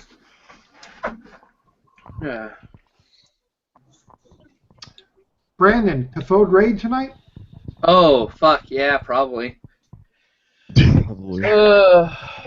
That's gonna be a late night. I'll probably end up watching that. Dude, I had like 3 hours of sleep, so then I had Cathode Raid, and then I got Saturday Night Insanity. I'm not done till like 11 p.m. my time. So. That's early. Not when you have 3 hours of sleep. That's what I had last weekend. We did this. Hey, Blu-ray Corner, what's your name? That's Dennis. Dennis? Yeah. Ever since Blu-ray Hoarder found out what my name was, now everybody on my channel seems to know it. I didn't, and when I want to respond to you, I'd like to talk to you by your name, but you know. Yeah, So, Dennis, that's okay. you were looking in your last video, in your last movie night, you were looking for like a space opera, space movie, a lot of stuff that takes place in space that's 3D, and I was telling you, check out that Captain Harlot Space Pirate movie. I think Yeah, you really like it. I'm gonna. I've already put it on my wish list. Yeah, I think you really like I that. checked out the trailer and such. So yeah, and that's animated. So Yeah, I But got there's a lot of great visuals in there. yeah. Savvy has a steelbook of it, so that's more than likely the one I'm gonna be getting Cool. when I have some money. Money, money, money, money, money. Hey, Phantom, thanks for entering the contest. Some good picks there. Yes, you're welcome. I was kind of some of those picks. I was just in a weird mood at the time, but they are films I really enjoy. Like the Moonraker thing, I just had to do it. Yeah, no, that works. It works. It is a sci-fi. He's out there shooting laser guns. Moonraker's actually my favorite James Bond. I fucking love it, man. Oh, I didn't know. That's great. It's the only one I've actually like considered buying on Blu-ray. I just don't care about the rest so far. That's actually the only one. I think I own Casino Royale and two of the Craig films on Blu-ray, but Moonraker is the only earlier one. I think I have most of the others on DVD, but I go back to the Roger Moore ones. I mean, that's the first one I saw in the theater. I think For Your Eyes Only is probably my favorite, and I like the Dalton ones, but I don't revisit the recent, like everything since, well, GoldenEye was good, but I don't really rewatch a lot of the Bond films since the Moore era. I was in high school when GoldenEye came out, and it was on NC4, and that was the height of my I don't know, like my feverish movie watching. So I saw GoldenEye a few times in theater. I liked GoldenEye, but I don't remember liking Brosnan particularly. I just liked that movie mostly because of my fandom of that game. Yeah, I've been a big fan of Spy Who Loved Me and For Your Eyes Only. Those I go back to the Moore too. I mean, I like the other Bonds and everything. I mean, Goldfinger and Thunderball are my favorites, but I always seem to go back to For Your Eyes Only and for rewatchability. They're fun movies. Yeah, that's definitely the same with Moonraker. And I think Roger Moore actually had the best pre-title sequences and some of the best action scenes. With the skiing was great in all the Roger Moore ones. Anytime they were skiing, fantastic. Yeah. Because it wasn't actually Roger Moore. Yeah, well, that's the one. You watch Roger Moore. I'm just saying. Roger Moore and the green screen is hilarious itself. Yeah. It's so noticeable on Blu-ray. It's crazy, but yeah. I mean, the Moonraker in high def was like wow. I like this, but I can see if someone came into this gold, they'd be like, "Fuck this movie." Some of those matte lines are not clean at all. I kind of bring that up in my defending my collections. I don't know where, but it was one of the early ones when I was talking about a movie. It might have been in the Bees for the Birds. I was like, now with CGI, I don't want you to go in there and change the movie, but fix those outlines, those green screen, blue screen outlines. Wrong. Archiving means we're keeping it exactly as it is, as it's meant to be seen, as it was originally projected, as it's supposed to be seen, or a director's cut. Now, if they put both versions, fine. Yeah. But fuck you. Don't erase my goddamn wires and the birds. I want to see silly goddamn wires, all right? Oh, no, yeah. I would think that Hitchcock would want you to not see any, it was, if he had the technology I don't give today, a fuck if what he had, he did not have it. Well, it was so his you intention. the original projected version. That is I hate this bullshit. And there's no revisionism in history, motherfucker. Well, it was. It's not technically revision. No, like you're saying, both copies is fine, but I think if his intention was for it to look like as realistic as possible. Sure, I agree with that wholeheartedly. But you cannot erase the history of it how it was. You can't do that. That's fine. That's what's wrong, in my opinion. No, yeah, just take Star Wars. Something for everybody. Right. There's no reason why they can't do both in this fucking day and age. I agree. You got the Birds, you got Fantastic Voyage, you got a lot of these. Oh, I love Fantastic Voyage. You got these early movies that the blue screen, green screen is just so evident around the background compared to the foreground. Right. Just blend those in, fix those, and give us the original version too. But at least give us like a remastered, original vision, because that's what they. My original. That's all. But don't take away the original, because it's the way it is for a reason, and we need to remember why. Oh yeah, no, I think it doesn't work for a film. Like, if you've seen the film so many times, and then suddenly you're like, okay, now they're going to clean it up. They're going to take out those glitches. You're going to watch it, and you're just going to be so hyper aware of what they've changed that it's going to take you out of the experience, I think, anyway. So, some films, I agree, that would, yeah. I don't know. I would enjoy watching the Birds really cleaned up, especially that aerial shot coming down on the gas station and that diner.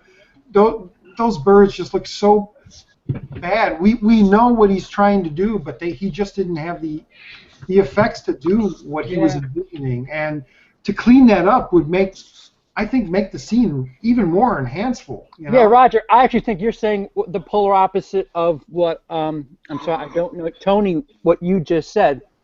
Brandon. Brandon? No, I'm Brandon. I think Tony just said it. I know the face. We don't know whatever it is. He's not saying anything. Well, yeah. Go ahead. Yeah. Well, anyway, it's the exact This is opposite. stream, The yeah. way somebody said that What time- noticing what the time is it? changes. What's that? No, he's talking to someone else. Continue. Sorry. Noticing the new differences that are put into the film. I think the unnaturalness of the original, the way the birds don't look, quite right, kind of takes you out of it to begin with. And if it was cleaned up, it could, like if somebody today were to watch the birds, they'd be like, oh my God, that's really bad. It's cheesy. Yeah. And it takes you out of it. So, in a sense, there's no making anybody happy because if you're used to it and you're noticing the change, you're taking That's out why of you it. get both. Yeah, I know. Perfect. And my thing is like, look at the birds. The birds is artistically, I think Hitchcock's like worst. Look at all his other films. Special Birds is effect not wise, really up there on that list for people. There are 5 other movies almost, and those 5 will change, but there's always 5 other movies that are better than Birds. There's nothing wrong with the Birds. But Birds is actually Brandon, one of the few I've seen. You're talking about special effect wise, right? Well, I'm talking about just the movie in general. Because Hitchcock's other movies don't have many special effects other than matte shots. I'm just talking about, yes. It makes it cheesy when you can see like the wires and the fucking bird hat bobbing.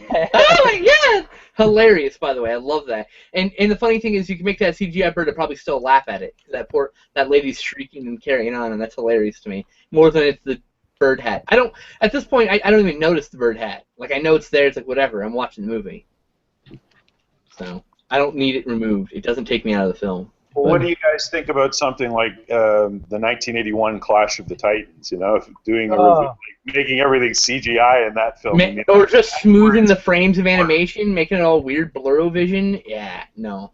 That's the problem because there's a charm to it. There's a personality to those effects. Craftsmanship. And there's part of the imagination is. Sorry.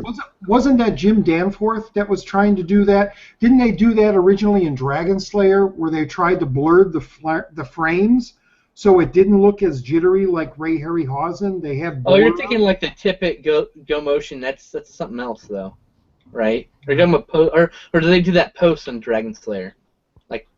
Decades later on Dragon Slayer? Or are you talking about? I thought they did that originally, where they purposely had. That's called go motion. It's a style of stop motion where they do when they did the stop motion, they had a vibration in the table to make the image to make the figure jittery. So when every few frames you do a vibration. Yeah, that's something else though. But I mean, it won't look right if you do it if you did it in post. Like if you did the normal stop motion, then you tried to later blur that image, that's gonna look bad. That's what I'm saying. Yeah. Sorry, Tony, you got interrupted though. You were saying something. I don't know if you remember what you were saying. That's okay. No, I think that was my whole point. Was just like if you're gonna clean up, the little things in Hitchcock now, then you get people going, oh, well, I find those Clash of the Titans, those Harryhausen effects, goofy. Let's do a loop on those things. I mean, just that stuff just. You want to colorize the movies next, and that's fine if you want to do that. Just give me the original. I don't care what you want to do for whoever else. That's fine, but give it to me. Cater to us too. That's all I'm saying. Well, they are doing that. It's a fickle thing. I was just talking in the R's when I went through the Ray Harryhausen collection that they did those first 4 movies, Earth versus Flying Saucers. 20 Million Miles Earth, right? Yeah, they remastered them, but they colorized them. And Harryhausen had said in the commentaries, in those very commentaries, that they originally wanted to make those movies in color, but they just didn't have the budget. And he was pretty taken aback by how good it looked on those new Blu-rays. So you can switch on the fly between those two, Blu-ray or black and white and color, though, right? Yeah, that's why those work, and that's why those are awesome. Yeah. And if any of those movies, any black and white movies, they're going to do Arsenic and Old Lace and do a remastered colorized version. At least give us the black and white version. Right. They did for Night of the Living Dead on DVD. Like, they get the colorized and black and white. So. Yeah. At least give us a choice. Yeah, most of those. Yeah, I'm fine. If you just give us a choice, I'm fine with it. Yeah. Like, if you want to like turn Psycho into a gay porn, like the gay porn edit, as long as you give me the original, I don't care. I don't care. I just don't give a fuck. You do whatever you want to it. Like, give me the original and I don't care. Gay porn Psycho. Well, but I mean, like, if Lucas released Star Wars in both versions, right? No one would have complained. I'm like, oh, we don't like those. But hey, you gave us an original version, so yeah. Okay. That was his flaw, right? His mistake was trying to bury the original. And I hate revisionist history on that stuff. It's like, give me both versions. See, the problem, I guess, is, is the director wrong? The director should probably just let it go then, because if Lucas's argument is, well, if I had my way, the way you see it now is the way it would be. That's fine. Yeah. So then he doesn't deserve all that shit he's getting then. Well, I don't think. Look, I don't begrudge him wanting to like make his art better. If I had the budget to pay an editor to edit my videos, I'd have someone go and re-edit all of my old videos. Trust me, all of them, all the ones where I shittily edited them. I would have someone go and re-edit all that because they're terrible. They're awful right now. And as an artist, I get that. I understand that, right? But if you want to revise it. But also, as someone like me, I will always leave my originals up there because I believe in not changing history. I made the shitty cuts, but I'm going to remaster them one day, Yeah. But I'm not going to make those unavailable. That's. Or like William Friedkin did this with the colorization of the French Connection when it hit. Was it Blu-ray? And people went nuts about it because he finally got it the way he wanted, but. It was a problem because it wasn't what people grew up on. Yeah, oh, so the original release is the one he wants? Is that right? No, he recolor timed it for like the Blu-ray, not the original DVD release, but like one release and it made it like a different color scheme, like an orangish kind of hue. Right. And that's one of the examples I can think of where a director went back and changed it, but everybody hated it. It was kind of like when Peter Bogdanovich got to finally put the Bruce Springsteen songs into Mask. And everybody's like, where the fuck are the Bob Seger songs? And I look at a Criterion release of Dress to Kill. That's another one where De Palma, it appears from the screenshots that De Palma has recolor timed it to whatever he wanted because he did the color. He like supervised the remastering of that movie or whatever. So when that comes out, there's probably gonna be people going, oh, but I like the other one. I'm like, God, just. De Palma gets a pass. My favorite director. Oh my God, De Palma gets a pass. I'll check it out. No, you got me curious now because if it's De Palma approved, I want to see what he intended. So there's a little bias right there. A little bit green tinted, I think. I saw on Blu-ray.com they announced that I believe France is going to release this big giant body double collection with this like 200-page hardcover book. In French, because of French. I believe it's I saw it on Blu-ray.com. It was in there. They tend to do that. Yeah, and it's like we only have the Twilight Time right now, and I love that movie. I wish it would get more of a wider release. Body double. I love Body Double. Yeah. Never seen it. Yeah. I haven't seen. I've seen scant little De Palma. You haven't seen? Oh, Brandon, you got to check that one out. What? I like the Untouchables. Not the porn cut neither. See, I have no problem. I have no problem with director-approved versions. It's like there is another Dress to Kill release out there. I mean, it's not like it's never going to be seen again. The studio prefers that version. Yeah. So, in 5 years when the studio re-releases it, it'll be that version. Don't worry. Do we know if there's other new material on the Criterion Dress to Kill? What else is going to be on there? No idea. I think there's a documentary on it. That was supposed to be out by now. It's been pushed back, right? Yeah, because there was a mastering issue. They accidentally framed in the audio track, and so when they adjusted for anamorphic, it was stretched. because they had the extra. It wasn't framed right. If it was framed right, and then they adjusted it, it would have been fine. But they actually had extra image or extra stuff on the side. So that was at the review stage when that got caught. So before it even went to full pressing, they caught it. So the release just got pushed back 2-3 weeks into October, late September. I can't remember. That brings up an interest. Has anyone had problems? Remember, Criterion had some Blu-rays that are getting replacements. Like I know there were I have Walkabout, and I played most of mine, and it doesn't seem to be a problem, but it does have the discolorization on the one side. So I'm always nervous about that because they had a handful of titles that people could exchange from about 6 or 7. I don't know. The first run of Blu-rays they had. Huh. You know this? Didn't hear about that, no. 8.5 is one of them. If you go to the Criterion site, you can see a number of people have, they have an open policy. You can just send them you have to send them the disc. But it's happened with a few titles, and recently I was reading on a forum where some people's copies of Blowout are starting to become unplayable, and I was really distressed about that because from the Laserdisc days and Criterion with Laser Rot, I'm like, I don't want to go through this again. But, I've only seen the Criterion Blowout once when I first got it, and it looked great. So now I'm worried to check it to see if there's rot. Yeah, that one's not as the most common one they've had problems with is Walkabout, and I have it, and it says turn it over, and if it looks like a copper kind of coloring, discolorization on it, and mine has that. But so far, everything I've looked at, I haven't watched the full film again right through, but I've checked a lot of it. No problems. But there are 5 or 6 titles from Criterion. If you go to their site, defective Criterion Blu-rays that that they played for a few years, and now they're causing problems. And this is a real faulty medium, like the discs were faulty or whatever. Right, and the place they were pressing them, they don't use it anymore. Right. Might wanna run it through ImageBurn and verify it. Yeah, or make MKV and rip it as an image or video and see if it rips the whole movie or not.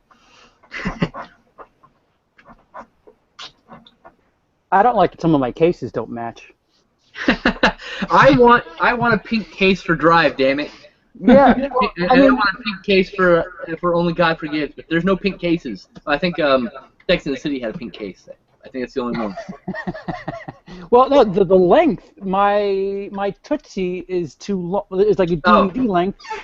But, right. Everything else, like some of them are like DVD length, and some of them aren't. And they released a lot of those. Released 2 versions, a DVD and a Blu-ray height. I thought. And they're all dual format or whatever, or they were for a while. But like my Videodrome is like narrower, like this way, than Scanners or Dazed and Confused. So it's like I don't know. It's weird. I'm like, what the hell? Why aren't they even? yeah. All anal about it. Make it all one thing.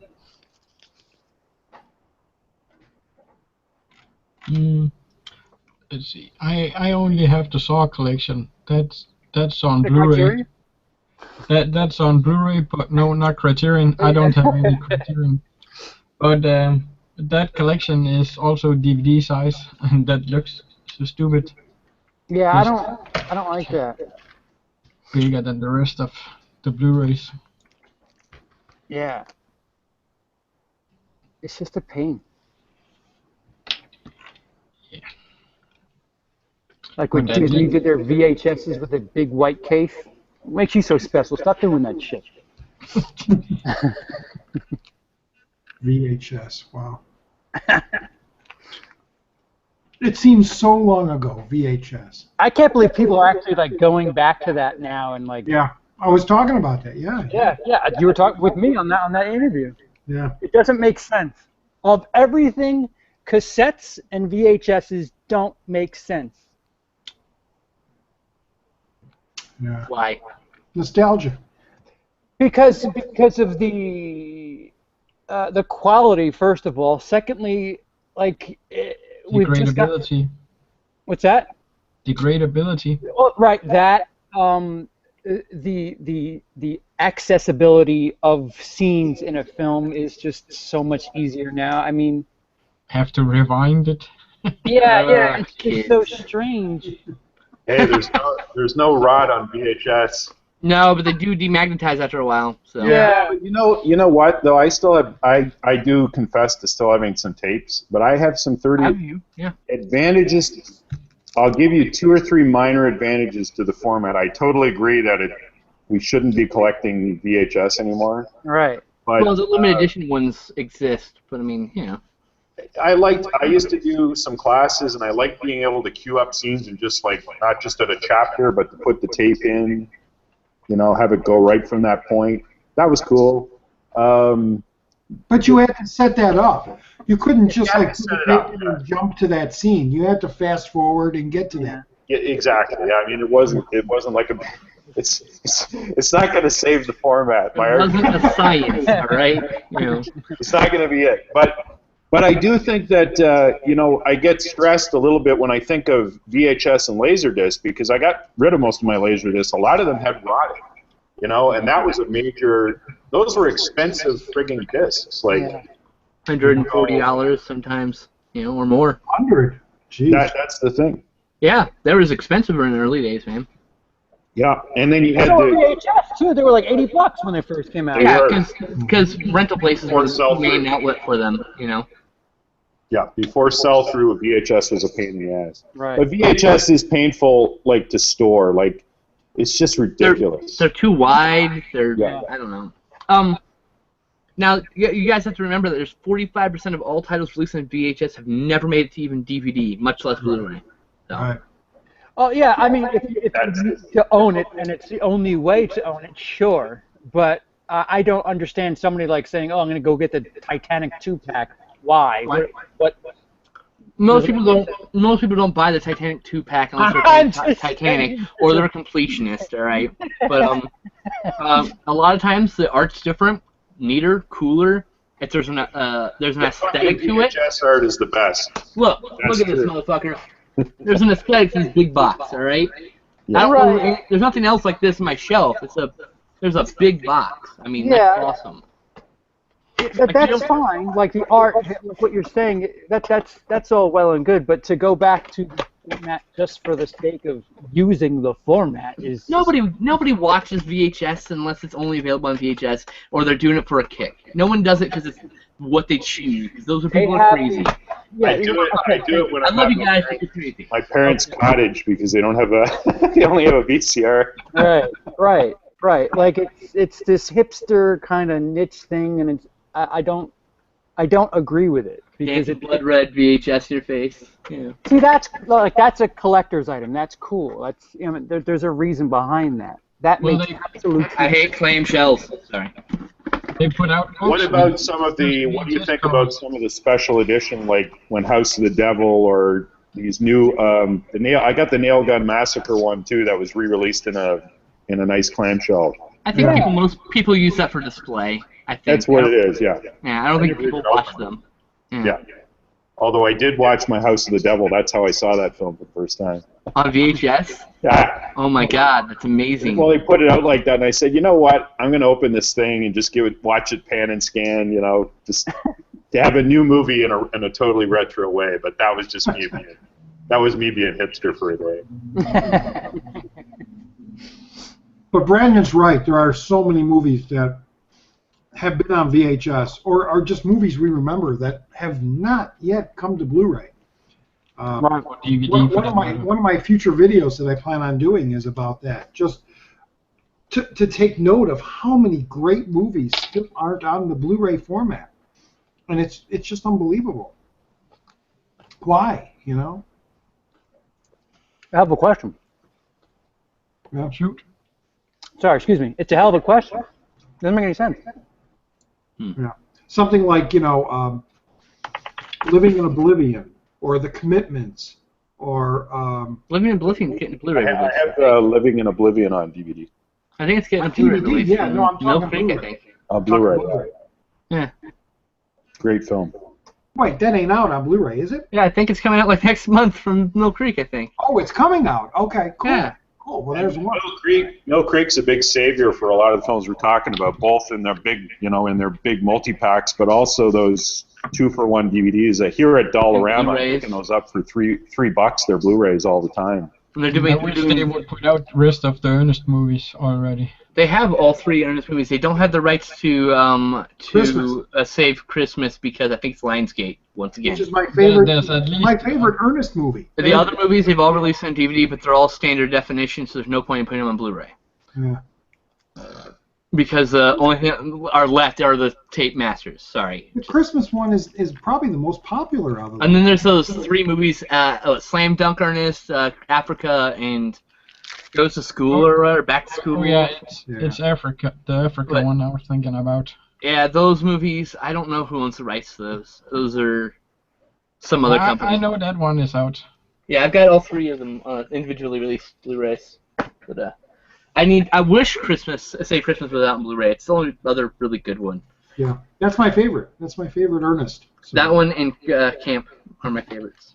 Yeah. Camp Nowhere. I need to get that double pack. I need to get that single release, I should say. I don't like the double packs if I can help it. You know what's really sad? I have this Ernest double pack with Jail and Camp. And I have Ernest again. I have Ernest Goes to Camp twice on Blu-ray. Wow, I think I actually had the double pack of Ernest films also. Yeah. Of the same double pack you have, and I have all the single releases here. Because I bought them individually, because I would rather have them on my shelf individually. Personally. On that second disc, what's the second movie other than Camp? Camp Nowhere. Camp Nowhere. Oh, Camp Nowhere. Which is they have a single release of Camp Nowhere I need to get. And another one that I need to get, Indian Summer was the other one they have. Yes, Indian Summer. Young Jennifer Love Hewitt. I've never seen Indian Summer, actually. I've only seen the trailer for Indian Summer. I don't know on what tape. I used to rent it all the time in Indian Summer. Oh, I think it was Clerks. I think it was Welcome to the Dollhouse, Indian Summer, and a few other flicks. And then Clerks, I had this VHS, and I need to see Indian Summer, but I just remember the trailer so fondly. Do you all have the Saturday morning show he did? Ernest? I don't have any of the standard definition releases yet. Yeah, no, that television show he did on Saturday mornings was just... It was both genius but / really bizarre. So it's definitely worth having in the collection if you ever see it. I will pick it up. Cheap. Yeah, for sure. You can find it out there under $20. But. It's like $5. Like $5 for the Mill Creek sets. No. $8 maybe. There was a movie where he was the bad guy. Oh, what is Tony holding up? Oh, Indian Summer. And a girl smiling. This is actually $2 the DVD of 3-pack of Heartbreak Hotel, Indian Summer, and Aspen Extreme. I actually have Heartbreak Hotel right here on Blu-ray. I think they're all on Blu-ray. Yeah, I just got this for $2. Couldn't pass it up. I do like Indian Summer. Mill Creek sent this to me to review, and that was like a year ago or 9 months ago or something, and I forgot. So. Have you watched it? I haven't seen it. No, I haven't yet. I'm not gonna be able to watch it till after Halloween. And I still haven't seen Aspen Extreme, which has Paul Gross and Peter Berg. Oh, and they also sent me Road Racers. I should fucking watch. And where's Coupe de Ville? Coupe de Ville with Alan Arkin and where's Matinee on Blu-ray? Come on. I got it. Matinee's on Blu-ray? Yeah. Where? It's available in where is it available? Germany. Canada. Yeah, I think that's a Canadian release. Oh, I need to get that. Here you go, dude. Oh, it's called Panic? It's called Panic. Panic Sur Florida Beach. So is it French release then? It's a French release, yeah. It's out totally with English. the original title too. Yeah, it's out with burn-in subtitles. Wow. Amazon.ca. Wow. And it's got the original. It's just like the DVD. It's got the original Mant short. Matinee Blu-ray. No, that is not a Canadian release. That's available on their site, but that's from another FSK. What's FSK? I don't remember the green circles. The European title. Alliance didn't do it. No, it's this. It's a Blu-ray that's I'm in Canada and I've never seen Region that. 2. It's Region 2 of some sort. Yeah, it's German. It's a German release. Good lord. German. Comes in a black case, which is really cool. Yeah. So there's no But it's Region the 1 perfect, release. it's the perfect Blu-ray release until the U.S. brings it out, because it's everything that the DVD was. It has the Mant featurette on there. It's got the commentary, and it looks really, really good, you know. And it doesn't have like burnt-in subtitles. It's just like the American movie. So, yeah, if you have an all region, that's the German one to get. releases. Wait, what Blue Corner? Stay away from German releases. Why? I just hate them. German The way- 3D releases, I especially want to get the Blu-ray Fright. corner. I want to get the Fright Night release because I don't want to pay buku bucks for the Twilight Time release. So. I just hate the way they seem to prefer the German audio dubbed. Always, it's always the first track on the Blu-ray. Whatever. That's not a big deal. Special features, only German audio, stuff like that. Yeah, that is a problem with that. But mostly just I want the movie, you know, and it's like $12. So Yeah. I'll import it for $12. If I get a better release, I'll buy that. That's the thing. Since I've been doing my videos, a lot of people have been telling me, a lot of commenters are telling me about movies that, like Small Soldiers, the Joe Dante film. It's like, where is that? And somebody says, oh, it's available here, you know. So you got to import a lot of these if you really want those movies. That's out both in Germany and England. I got the UK version. Yeah. So you just got to search them out, I guess. But I don't understand why why certain studio movies, you know, big studio movies aren't released in the U.S. I just don't understand why. Rights for a new medium. They have to negotiate new rights for a lot of these titles, and they're not to the point where they won't even think about that for some of them. And I'm just like, well, how about you get a third-party company to deal with it for you? Right. Just here, Kino Lorber, sit down, figure this shit out, tell them the price is right, ask them what price is right, just figure it out, and then release these fucking titles, for God's sake. You know. Someone cracked the gates of Lion Gates. Someone burn that building down. Well, no. Someone burn that gate down and let us all into the film vault. There. That's what we should do. Fuck that lion on the stupid pedestal. And then there's those very obscure B movies that are being like totally ignored, that are somewhat classics. And even though I'm going to say these two first, they're not really classics, but in their age they were. Willard and Ben, the Bruce Davis film, the Rat movies, Invasion of the Saucer Men, I Was a Teenage Werewolf, I Was a Teenage Frankenstein. Those movies are not available even on DVD. They just never came out, and it's how come? Why? They're out there. They're public domain. You know, remaster them, clean them up, put them out there. Oh, I have a ton of movies I want on Blu-ray already. It's funny, Roger, you bring that up, and it's a little sidebar to that. Some of these movies from the early 80s that have a certain theme to them, I'm thinking of like Private Lessons, Little Darlings, Endless Love. Yeah. Those were major releases. Like I saw those in the theaters here. Those have had almost no release. Like Private Lessons came out on DVD, and it was for some reason it was a censored. Well, what is isn't Private Lessons about like a tutor and her pupil? It is. But yeah, so that's why it's a little un-PC at this point. You know. Yeah, I know it is. But this was a film playing everywhere. Like it was a huge release. Little Darlings, same thing. So was Song of the South. Yeah, let me introduce. Not only those romance movies, but even comedies, mainstream comedies like Quick Change with Bill Murray and Randy Quaid and Gina Davis, or One of the Guys. You're a Business with Jim Belushi, or Opportunity. How about Nothing But Trouble? What about Nothing But Trouble? Nothing But Trouble. Yeah. Can I get an unedited edition in widescreen, at least on DVD? Horrible though, Brandon. That movie is horrible. Fuck you! I love that movie. Oh, that's a good movie. Oh my God, it's horrible. I saw that movie every time that movie came on HBO, which is about every 3 days, I would watch that movie. I love that movie. Well, that's why you like it. That's why I like Godzilla versus the Sea Monster, because they played it a full week. Oh, I hate that one. I hate that one. I know. Versus I saw Hedorah. it 5 days a week when I was growing up, so I love that movie now. I like versus Hedorah versus Fedora. That's a great typo. Brain typo. Anyway, I like versus Hedorah and versus Megalon. I know Megalon's really bad, but yeah. Well, I used to rent versus Megalon because it was Megalon and Godzilla fighting while standing on top of the Twin Towers, so one on each tower. I wanted to get that poster just because it's just the one I remember renting. And it doesn't happen in the movie, you know. So. No, it never happens in the movie. It's only on the VHS release. Like the King Kong poster. And posters, you know, with him on 1 foot on each building, you know.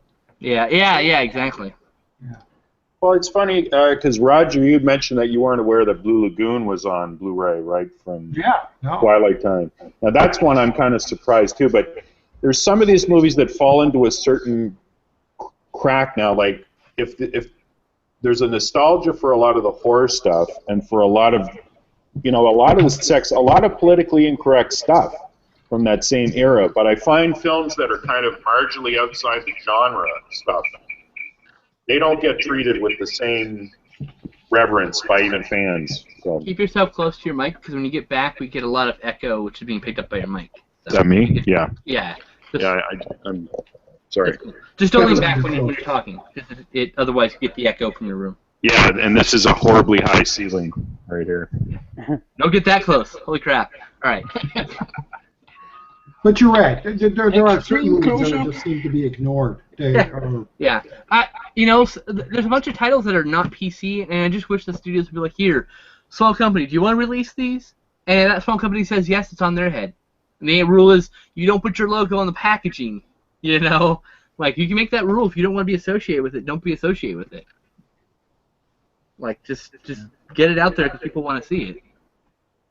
You're helping nobody by keeping it under lockdown, you know. Well, you're kind of influencing bootlegging then, because exactly. You're out there looking for it, you know, and you're going to try to get it wherever you can. That's basically what they're doing with Terminator 2, aren't they? How many companies have released Terminator 2? Oh, yeah. That's because who keeps buying the damn rights for the movie and saying, we're going to make a new remake, reboot, sequel, and then it's going to fail, and so someone else is going to buy it now, and that one's going to flop. That's how this usually happens. It's happened in the last 3 sequels. And you know, someone's going to re-release T2 again. Someone's going to release it again with that 3D T3. That amusement park ride that was. I went to that opening day. Oh, it was great. The 3D was fantastic. I thought it's awesome. Something I don't like too. It's cool. Well, you know that's going to come out eventually. You know? Yeah. Well, there's no definitive release of T2 because we got 2 different DVDs: the Ultimate Edition and the Extreme Edition DVD. And then we've got the Skynet Edition Blu-ray, and then we've got that new pressing. Right? You need all 4 of those. Yeah. You want everything? Yeah. All different features. And they're all different companies because the rights keep passing hands. Yep. So. The Skynet version, that's a 3-movie version. Right. At least here. Isn't it? Yeah, that's the same with us. You get the theatrical, you get an extended, and then an extended version. You get the directors, the extended, and the theatrical. And then no seriously this time version. Yeah. But then there's the Extreme Cut, which I think... No, it's the Extreme Cut. That's the one that's... So, yeah. So there's the T2 Ultimate Edition, which has the theatrical and the director's cut. And then there's the Extreme, which has the Extreme Cut, which is all the deleted scenes from the movie, and the theatrical cut. And then they have the Blu-ray, which the Skynet Edition has all 3 cuts, but none of the special features are ported over. Right. Except for, like, the 30-minute making of that's on all the fucking releases. Every last one of them had that one, and there's a whole bunch of other unique special features in all of them. And they released an Endoskull edition, and instead of pressing new discs, they just gave you all the fucking discs. There you go. You figure it out. We found more footage. Here's another disc. Yeah, they open that. Imagine this: you're a huge fan of Terminator, but you don't know about special features really. You open it up, you've got like 6 DVDs and a Blu-ray, and you're like, well, why? just look at the new Rocky.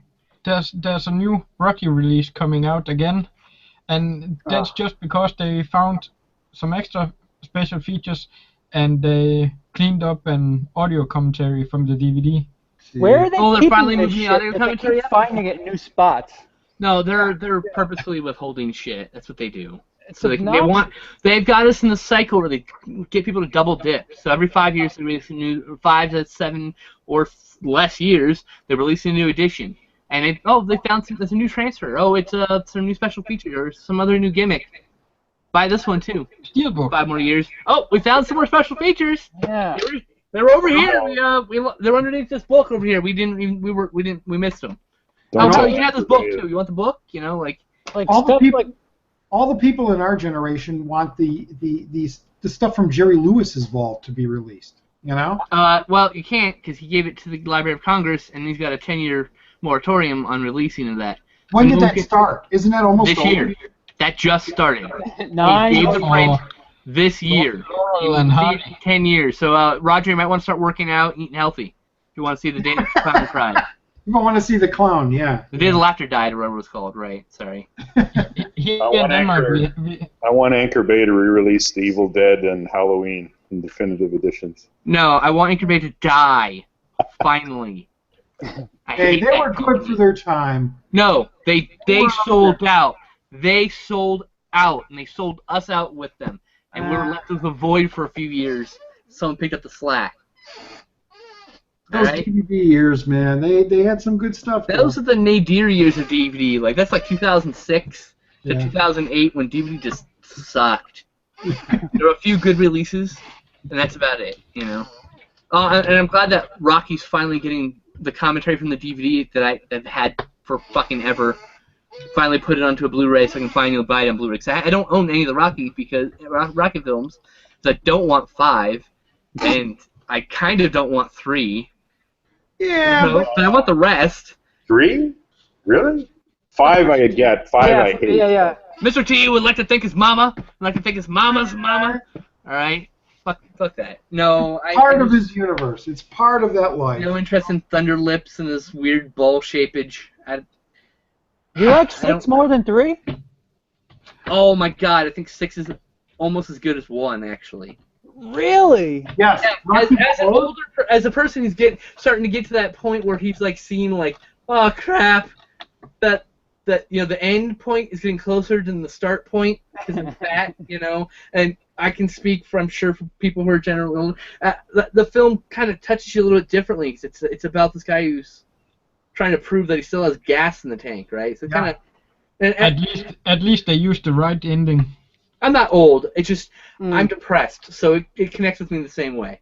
Because being old is like being depressed, right, guys? I thought Rocky Balboa was a great way to top off the whole series. I thought it was great. I thought Rambo was great too, by the way. Yeah, I like both of them. me too. Rambo was great. I think Rocky 4 is worse than Rocky 3. Hell.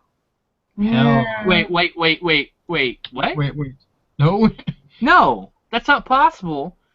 Because of the score. Deep fried American glitter. Dude. What the fuck?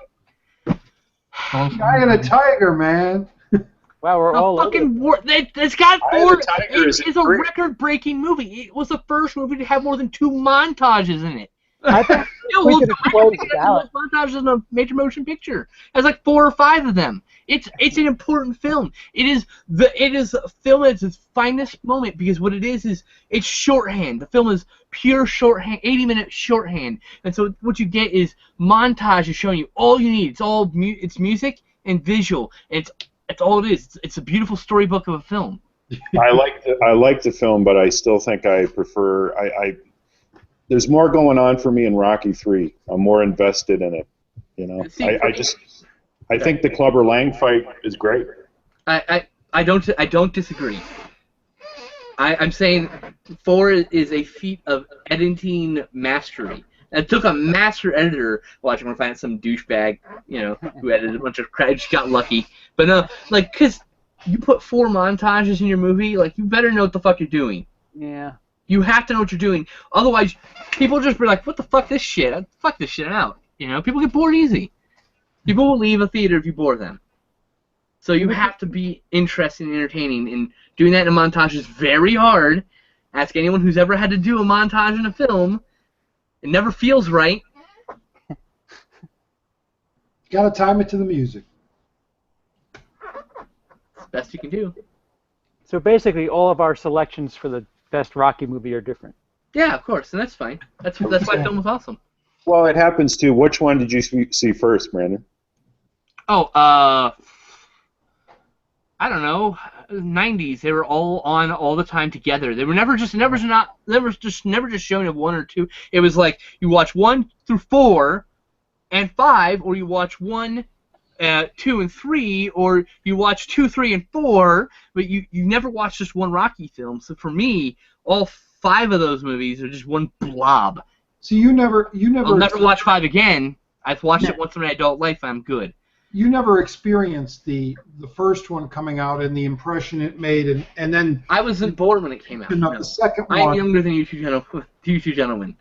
So. Yeah, well. So it's a significant amount younger. Yeah. But I think when you see them one after the other, anticipating each one, hoping they're going to get better, it leaves more of an impact than seeing them. Here's 5 movies on cable. You can watch them whenever you want and in whatever order. I imagine how people felt coming out of Rocky 5 was how I felt coming out of Batman and Robin from the theater. Oh, yeah. With a bad taste. Like you just sucked some nasty, filthy hobo cock. You're like, Pepto-Bismol? Really? Really? That's weird. I only just saw 5 for the first time like 2 years ago, and I had it like. It's weird because I saw 3 theatrically. That was the first one I saw, so that's part of the nostalgia factor for it. And it was that summer of '82, man. That was like, you know, everything was so great. I was just like blown away, like that movie. And then when I went back to the first 2 at that age, I was kind of bored by, I liked them, but. Excuse me. Yeah, as a kid, number 1 was kind of blah, and the rest get more theatrical as they go on. More like a wrestling match. See, to me, one still seems to be the best to me because I saw it in '78 whenever it came out, and I think it is. I think it probably is the best, but I prefer watching 3. That's the one I'd like to go. I like 6 the most, actually. But I've seen them all my adult life, and I saw them all, and I saw them one a night up until I saw Rocky Balboa in theaters, and I really like most of the series. I just don't think I'll revisit 5. I might revisit 3 now because now Tony hears me going, maybe I'm remembering 3 wrong. It's been about 8 years. Definitely, there's some montage action in there, and I'm sure. I had the tiger, baby. I'm definitely I've grown a lot in the last couple of years in film, so I'm gonna buy the Blu-ray set when it comes out, the new one, and because I don't own it. I have DVD of the first movie, and that's it. Let's go right to, what about Rambo? I heard you saying, Brandon, you're not as big a fan of the second and third. Is that right? Mm-hmm. Me too. The first movie, the first Blood, and then Rambo. Go to 2008 for Rambo. Those exactly are in my collection. Those are the only 2 I'm going to have in my collection also. But 2 is actually not a bad film. It's a fun little schlocky action flick. I might actually consider owning that one if I find it cheap enough. 3 is awful. 3 is terrible. I had not rewatched it, so I'm just this old memory. Me and Stallion, when we get back from a trip to Seattle, we're going to watch number 3 again, because we were watching 1 and 2 last week, and then we were going to watch 3, but then shit happened, and now, So yeah, maybe it won't be as bad as I remember, but I think it's as bad as I remember. Rambo: First Blood Part 2, I love. I watched it as an adult, and I'm thinking, if I find it cheap, I'll buy it. But I mean, the opening, just the way it opens with that explosion, then we get the Greg Crennabrain. It's a badass film. I love it's exploitation. It's big. It's the most exploitative of the films, and that's what I kind of dig about it. Exactly. I love it because it's an exploitation premise. A guy who is a badass mercenary, or badass soldier who's in a manual labor prison colony, gets offered release if he does some shit for the army. That's Escape from New York.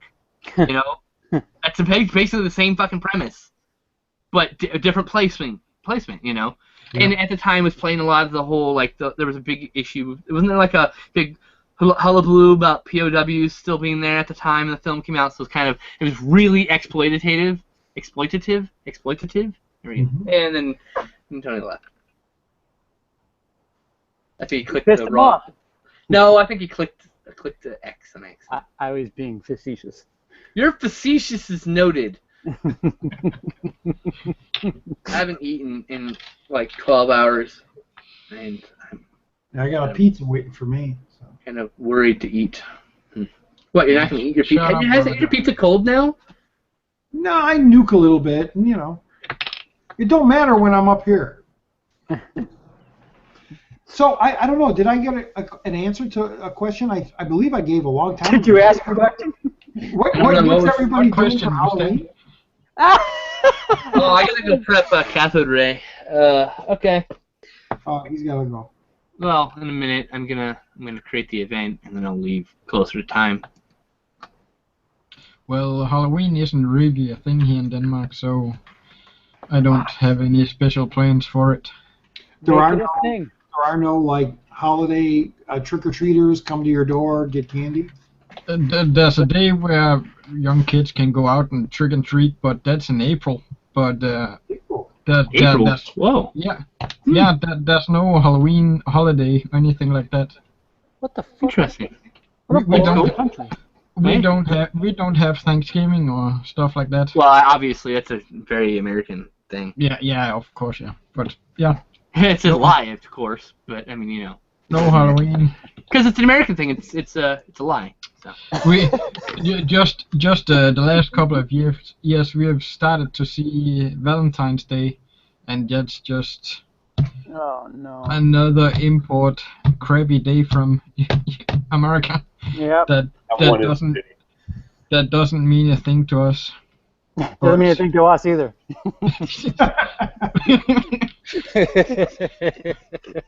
Well, at least our current sex situation. Yeah. Maybe if there was a female or two in here, it'd be a different story. Well, say I think we've been on here about 2 hours. I don't know. There's no timer around here for me to look at. Oh, I could check the YouTube page. I'm going to start wrapping this up since Skin Slip's going to go. And What, is he I lost see the how plug? it is. what's that? You What? don't think we can go on without Skin Slip? Yeah. Oh, we can go on if you want. I think he was like, well, fuck you guys, I want to watch their show. I think that was really, he wants to eat, because fuck you guys. You guys can go make a live stream. You guys all have channels. Why are things automatically playing? Stop it. Well, I did say I wasn't gonna stay up till 5 this weekend, but it's already 3 now, so and I'm not tired, so CP, what time is it in New York? 8:44. 8:44. Yeah, okay. About an hour and ahead. Well, let me do this. Let me just go through each one. CP, what do you got coming up on your channel? Oh my God, so much bullshit. You got a part 3 of your Q&As. Yeah, it wasn't really a part 3. It was just the rest of part 2. Right. Yeah, a Q&A, Tarantino thing coming up, something on Pulp Fiction. All right, guys. I'm going to peace out here. Thank you for having me on, Roger. Brandon, thank you for joining. And thank Yeah. you all. Nice meeting some of you and re-meeting one of you, or both of you, actually. Yeah. And then, of course, Subscribe to Will I Tony. Like It Reviews. Hi, Tony. I'm saying your name a lot, Tony, so that people know that your name's Tony. Tony. Thanks, man. Your anonymity's ruined. Thanks for the name. It's all drop. Roger's fault, of course. I'm just Anyway. All right, peace we all out. blame Roger. It's Yeah. all his fault. All right, guys. What else is going on? Blu-ray Corner. Anything going on? You got new pickups, reviews, anything coming up? As I mentioned earlier, I just uploaded a video today with my new updates. I'm gonna try and stick to Friday as movie night and Saturday as updates night. Yeah, I notice a lot of Blue Troopers are trying to schedule their videos. Like Monday is going to be a one video, and Tuesday is going to be a review. Thursday is going to be like a Blu-ray review or something. I notice people are doing that, and I guess that's going to become the new thing. When I get done with my review, my overviews, I'm gonna, that's when all these other little videos are going to come out, and I guess I'm going to have to try to figure out how I want to do that. If I want to do it, every week type of thing where viewers will expect every week something to look forward to, I'll tell you what's weird is knowing the Blue Tuber community and knowing how important Tuesday is. You would think Tuesday would be a pretty important day for movies, or or Wednesday you buy the whatever on Tuesday and then make the video for Wednesday. But it doesn't appear to be that. Like you would think, YouTubers, it's Tuesday, new release Tuesday. But that's true. You don't see many of those. You don't see many of those. I have a couple of videos that I was planning on doing a thing, but my stores don't have shit, so it just doesn't make any sense. I called it New Release Blues Day, and I had the name, but that's all I had. I could market it. That's about it. And now it's out. Now what? Now it's out there for people to steal. Yeah. Buy New Release Blues. I mean what? Well, your last movie review, Blu-ray Corner, was the Avengers movie. You got it before us. I know. Yeah, I think that's so funny. Bullshit. All the Marvel movies, we always get them 2 weeks before you guys. 2 weeks. Yeah. The second we're getting it. It's only the Marvel movies. Why that is, I don't know, but because they film out by you. That's why. They're like, here. I guess you could have this for us ruining your town.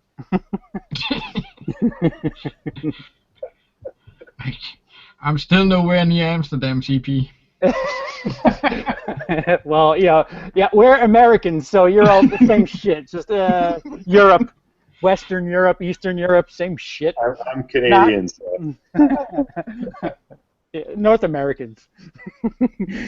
Tony, anything coming up on your channel, Tony? Who am I again? I'm in from Nilvog here. Indie Phantom. No, I mean, I'm a pretty minor player. I don't even have 100 subscribers yet. Nobody knows who the hell I am. I don't have 100 subscribers. Oh, yeah, you too. I don't care. Yeah, I'm not a big, I want to do some more, I'd like to do some more reviews and updates. I'm going to try to keep some of my stuff shorter. I'm still kind of feeling out, what people like or don't like in the channel, but I kind of joined just because I really dug listening to a lot of the guys that are on here, like Skinslip and yourself and stuff. So I just jumped on in July and said, you know what, I'm going to make a few videos. But, yeah, I'd like to do a little bit more of everything, but it's mostly collection-oriented. Yeah. Does that marquee behind you, are those letters interchangeable? No, Target store is closed here in Canada, and I got that free from the store just back in March because they were only here a year. And I just said, hey, can I have that? And no, it's just like a cardboard, a display thing. It looks like a real thing. Yeah, no, it looks kind of neat. And then I just put the light sort of underneath it. It's not all lit up. That's cool. Yeah. It's just plain. It's just cardboard that kind of juts out, just like an awning or a real marquee, I guess. Oh, you shouldn't have told me it was cardboard. Look at how quiet right. It's not cardboard. Yeah. Now my feelings are hurt, I think. Oh, it's not real. Next, he's gonna tell me Santa's not a real person. Speaking from the guy who has a real popcorn machine. Yeah, I mean, like that's why I guess I thought it was real. Because CP, are you in an apartment or are you in a house? I'm in a house. Oh, you are. So you don't have any complaints from the neighbors of the popcorn smell. Complaints? Probably have people knocking at the door. No, I'm in my own place. I'm in the right now. I'm in the second floor, and what you saw me where we had the interview was the first floor. So all the cool shit is on the first floor. Yeah, cool. That's why you're on the second floor. Yeah. Very good. Very good. Hit me while I'm down. Nothing behind me is real. It's all a matte painting. No, man. Green screen. Yeah, it's green screen. I want to fix it up. I want to get the lines out of there. When you re-release this video in 20 years, you're gonna make sure that it works. You'll be in a jungle or something. I'm on a third floor apartment. Okay. So then you don't have like a subwoofer, I'm assuming. Oh, you mean on the computer setup here? Or what? I do have a subwoofer actually. I have a really weak system. I don't have like a full surround. I just have like a Samsung sound bar and stuff. But There's not a lot of. There's actually nobody like on this side of me. There's no other apartment where my sound faces because it's like the stairway going out, and it's really quiet up here. It's like The Shining in this building. It's really weird. So you really can't get too crazy with any audio, I guess. Then. Well, I'm probably the loudest person up here, but like they say, it's a strange building like that. I can't hear people like. I'll go into someone's apartment here. Like my aunt and uncle actually live in the first floor here, and I'll go in and they'll have the music blaring, but I can't hear it in the hallway. I guess that's good. Yeah. Good walls. Yeah. Roger, where did you send this link? Because I don't know if anybody else saw it, but wow. Abdullah came in. Like I was telling Brandon, I think I just sent an all-out call to that public live channel. And the internet got it. Like literally, the internet got it. I know. I noticed there was some terrorists popping in there. Abdullah came in. Your words. Yeah. Goodbye to you, or whatever the hell. Ooh, goodbye. I was going to say that I moved into this apartment. It's a little one-bedroom apartment where I'm at now. I moved in last December, and I actually went out and got myself those surround headphones. So in the evening, I could just plug in and watch my movies as loud as I want in my headphones. And during the day, up until like 7 p.m., I'll put my surround system on. But yeah, you do have to turn down the subwoofer because I knock on wood, I haven't gotten any complaints yet. But there are some movies that just rattle the windows, So yeah, and you'd want to do that. I have styrofoam on my door. Like in my theater room, I don't fuck around. Like yeah, I want to hear that. Yeah, when I'm watching Gravity, I want to hear that. Yeah, exactly. Like you want to put it up to 11. You want to hear the chest rumble. Yep. And like when a home theater, like when it's working well, it's loud when it's loud, and you can talk if nothing's going on in the movie. Like that's a really good home theater setup. Yeah. But like in an apartment though, like that's gotta suck. Like, well, yeah, like 9 p.m. You gotta be like, is it gonna end too late or? Yeah, but that's why I did a lot of research and I got the 7.5 surround sound headphones that are wireless, which is really. Does it sound right though? Like, does it like literally sound like? It sounds good in the head, but not in the body, not in the physical. When you're sitting on the couch and your chest ears don't hear it properly. Well, no. Just like you said, when you're playing it through your speakers in your subwoofer, his ass don't vibrate. In a nice acoustic room, yeah. You feel everything, the whole couch and everything. Yeah. But when you're in headphones, it's limited to just your senses up here. So those low bass rumblings, you're not going to feel in your stomach. You're not going to feel them in the couch. Yeah. So there is a limitation, but it's better than nothing. It's better than keeping it real quiet. In the headphones, I can still turn them up loud and get those big explosions and glass shattering sounds and stuff. It's not the same as, real surround, but it's what you got to do when you're in a little apartment. Yeah, I think that's kind of how I've adjusted. I used to, years ago, live with my parents. My dad had a really nice surround system, and I used to get into that and stuff. But I kind of just, I don't know, I find the sound pretty good on what I get. Like, it gets, like I say, I don't have a problem with neighbors at this particular apartment. I haven't, knock on wood, knock on subwoofer wood. I don't know, but nobody's knocked on far wood. I haven't done it. Yeah. I'm watching too many quiet dramas, I guess, these days. Yeah. I think the one movie that probably what you're referring to, Roger. Like I think I watched Apocalypse Now recently. Oh yeah. And the one helicopter scene, you could actually kind of, if you have the volume up high enough, you could actually feel the helicopters. Yeah, I know. When you were saying it, I'm like, man, what is he talking about? But like now, I'm actually, I know what you're saying. It sounded weird at first, but I know exactly what you're talking about now. Before I came to this apartment, I had moved into my brother's house where my mom was living, and I spent the last 4 years with her before she passed. And I was there 2 years after she passed. Before now, my brother had moved back, and I moved into this apartment. But Yeah, there was about a year ago.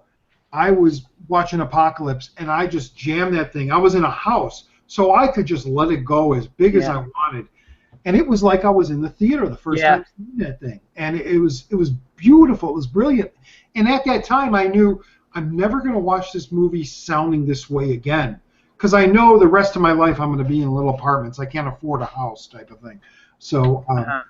So I just took that all in, but yeah, there's nothing like a great sound system that just puts you back into that theater when you first saw that film. You know, whatever it is, even those old '70s like an earthquake with the sensor round effect that they did, which all they did was bass up the boom or boom up the bass, boom up the bass.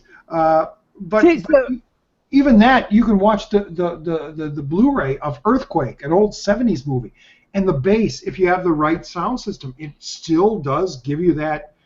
Your insides are rumbling, you know, they're trembling. The heart, the rib cage is trembling, and that's such a great feeling that you can get that same sound in your own home, you know. When do you remember? Go ahead. I'm sorry. Go ahead. No, sorry. Go ahead, man. No. Go ahead. I can wait. I was going to say, sometimes with the headphones, I love listening to movies with headphones sometimes. I don't have a great set right now, but you'll pick up little nuances, and it's funny because we're talking about Body Double. There's a scene where he goes into the video store, and I'd never heard it, but when you listen on the headphones, even on my old tape that I used to watch, and I've had this in every friggin' format, you can hear extras in the background request copies of Carrie, and someone else say they've just bought Blowout. They're buying Blowout. That's cool. So check that out on any copy of Body Double, because I even heard it on the VHS copy. Wow. That's awesome. Little subtleties. You gonna say something? Oh, do you remember the theater quality getting to the way, like, theater quality couldn't always have been as good as it is now? Like, when did it really start? It was around Spielberg's Close Encounters, Raiders of the Lost Ark, where they started to introduce the THX system in theaters, and that was the big thing. I remember going to multiplexes, and it was like a movie was playing in 3 theaters, and you always wanted to get into the THX one because you knew that was the better of the sounds. And then they just expanded from there. But that I think is the earliest of when sound changed. You know, there was the Dolby, but THX, when Lucas brought that out, and I'm guessing it was right around the early 80s, late 70s. It's got to be 77, 80s, whatever. Pick the Star Wars movie of that year. Yeah, because when you did see Star Wars in '77, there was something different with the sound that was not in other theaters. You know, but then again, I have to say, when they brought back 2001, and I saw that at a theater, the separation of the sounds and the music were so different than I originally seen it in the late 60s. Whereas, like, whenever Hal would talk, he would almost like be behind you in your back head consciousness, and then when Dave would talk, it would be just in the front of the screen, and it was such an overbearing, like, this robot is controlling the ship in this theater, and that's cool. It really impacted you when you were watching that movie. How come we got 2 Blu-ray corners popping up? We have What's Happening with You and Me last week. The doppelganger. My browser crashed, so... THX, Roger's a good point. I think the first movie I saw in a THX system was Heartbreak Ridge, the Clint Eastwood one, and I'd seen it in England. But do you remember, like, I didn't grow up in a bigger city, so when I get, like, to trips to New York or Los Angeles and stuff, it was a big deal because I did live in Chicago for a while, and there was a theater there called McClurg Court. It was 70 millimeter. Yeah. Is that where you're at now? Are you in Chicago? Well, I grew up not in the city. I grew up on the outskirts of Chicago, around Midway Airport, if you're familiar with that. So we were about 20, 25 minutes away from the actual city.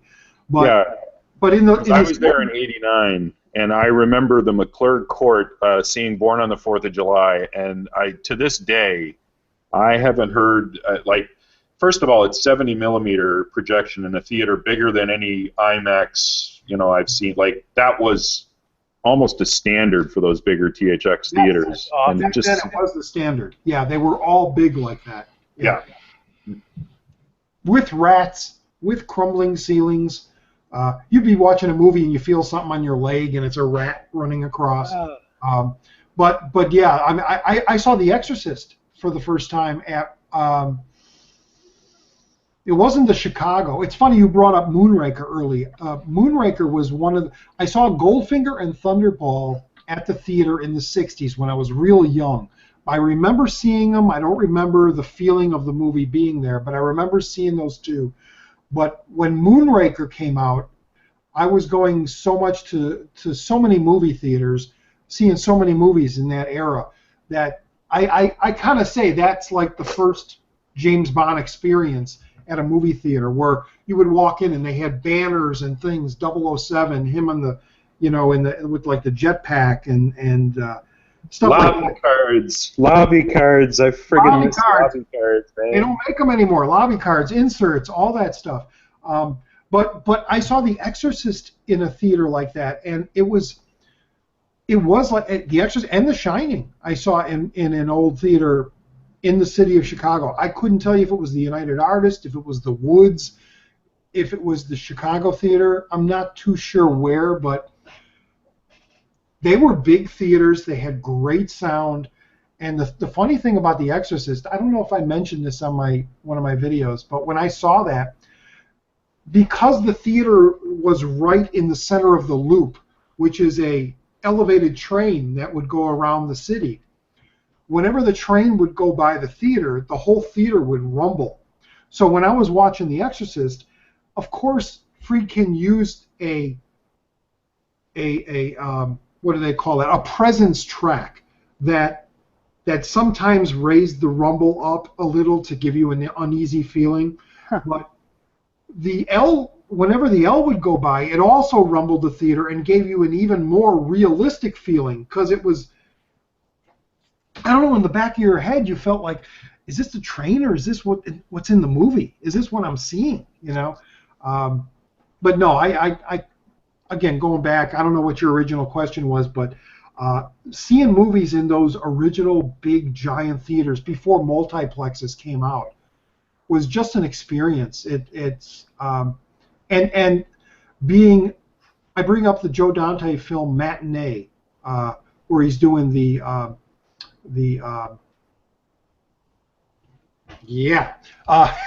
special effects. I can't think of his name is Lawrence Woolsey in the movie, but John Goodman? No. Who's the original guy from the '60s that did all William the Castle? Castle? Are you talking William Castle? Who's he? William Castle. Thank you, William Castle. With the flying skeletons or the buzzer in the seat type of thing. I was that age when you watch that movie. Those kids and the older brother was my age, and I was going to school like him with those famous Monsters of Filmland magazines and saying, "Oh, there's a new horror movie. There's giant bugs going to be attacking in this movie. We got to go see it." But that was what it was like. You went to that theater, and even though that theater in that movie was made with like a surround, Woolsey put in all this weird effects and smoke and things.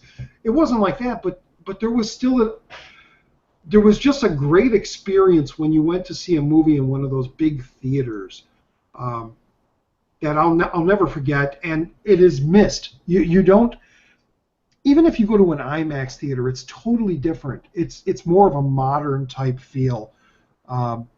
Again, I think, was it UCP in the interview said something about if you had a time machine and go back, what was my favorite type of medium, and I brought up Super 8 films and 8mm. But if I had to go back in time, if I had a time machine to go back and watch movies at a theater, it'd be back in those late 70s, early 80s. Really? From 80 to 85. That whole 5 years was fantastic, and probably from 75 to 80 had all those. You're missing Jaws there, because Jaws was 74. Like the Dog Day re-release that's being shipped to me as we speak. Yeah. Fucking mono. Mono. Yeah. I'm trying to wrap my head around going to a movie theater, going with this big screen, no matter like how different it was back in '75. You know, plopping down and then what? Having the speakers just shoot at you and have it just have one sound, like nothing here, like Right. I don't like I can't. It's just like I don't know. It's like, wait, you mean you watch television in black and white? What? That doesn't make sense. Like it just doesn't process for me for some reason. Like a movie theater it's all encompassing. It's. I watched American Sniper in fucking Dolby. What was it? Atmos. It's some. Atmos, yeah. Yes, and there's speakers all over the place, and when Yeah.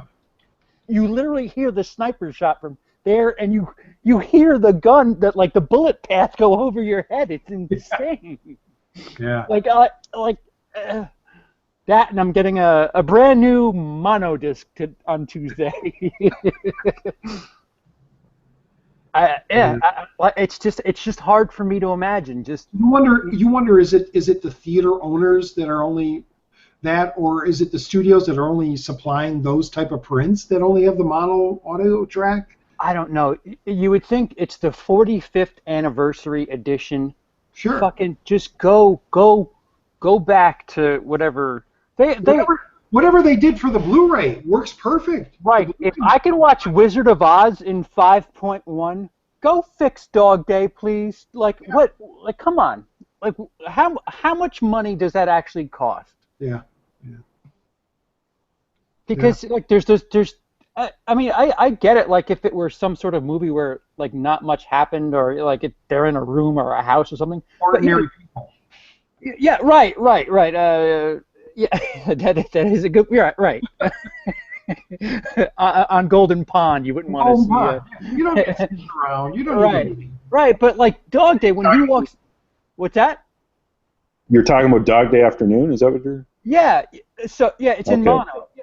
But like when he walks out onto the street and the crowd, like I'd like to hear like that a little bit. I want to hear him argue with the detective. But I want to hear the crowd, like, Attica. You want to hear yeah. Come on, we have that technology now. You could take it and move it and then replicate other places. Like, I don't know. I just saw that movie 2 months ago in the multiplex here. They had a special screening of Dog Day Afternoon. Was it in mono? I honestly wasn't thinking of that. I mean, it was a digital print, but I mean, yeah, I'm guessing it was in mono. It sounded fine for what it was, but it was a good. The funny thing, it was my first time watching it. I'd never seen the full film before. Wow. Okay. Yeah. You like it? And I loved it, and I love Sidney Lumet as a director, and it's just one that how some of these films just get away from you, and you just don't get around to it. So I was sort of happy that my first experience was at least seeing it projected, but but I think there's a problem with this too. It's almost like when we were talking about going back with the effects. Some of these retrofitted 5.1 tracks that I've heard, they can do certain things well, but there's something about it too that can sometimes just the one like I can think of some good ones in my head, but I can also think of some ones where it, the separation just wasn't there. It was just too much. It was like too obvious that they just had, they didn't have enough tracks to lay it out. Someone would have to do a full almost re-record that stuff to make that work. It really would have to be. Otherwise, you're just going to get, like a flat track in the back. It's kind of like what Brandon was saying when he was here, that if they are going to do something like separate the tracks to enhance it, like they did with Jaws, where they remastered the audio and the music, also give us the original track that we saw at the theaters. Give us a choice of all the different audio tracks. If you want to enhance it, but give us the original too. Give us the mono if all you have is the mono. Just so we can. I confess, I don't like it when discs don't have the mono if that's the way it was recorded, because I've gotten some of these old like DVDs that have and these are mostly dialogue-driven films that I don't know, something like Airplane or the old Cheech and Chong movies. they have the new stereo track, which I'll more likely listen to, but I kind of just like seeing the mono there. It's like on Halloween when one of those releases didn't include it. I was kind of bummed because they had it on the old limited edition version, and that there's something to be said with the way a mono track is mixed to try to make it effective in that time. Yeah. And a lot of people, were hearing that in these theaters you're talking about. But what I remember from the sound in those old mono theaters was there was a lot of echo, kind of like you're getting off my mic here now or whatever. But that's what I kind of remember is like trying to fill this vast space, and you get a lot of the echo. So I'm sure if I went into it now, two things would happen. I'd find everybody smells bad, and I get a lot of echo.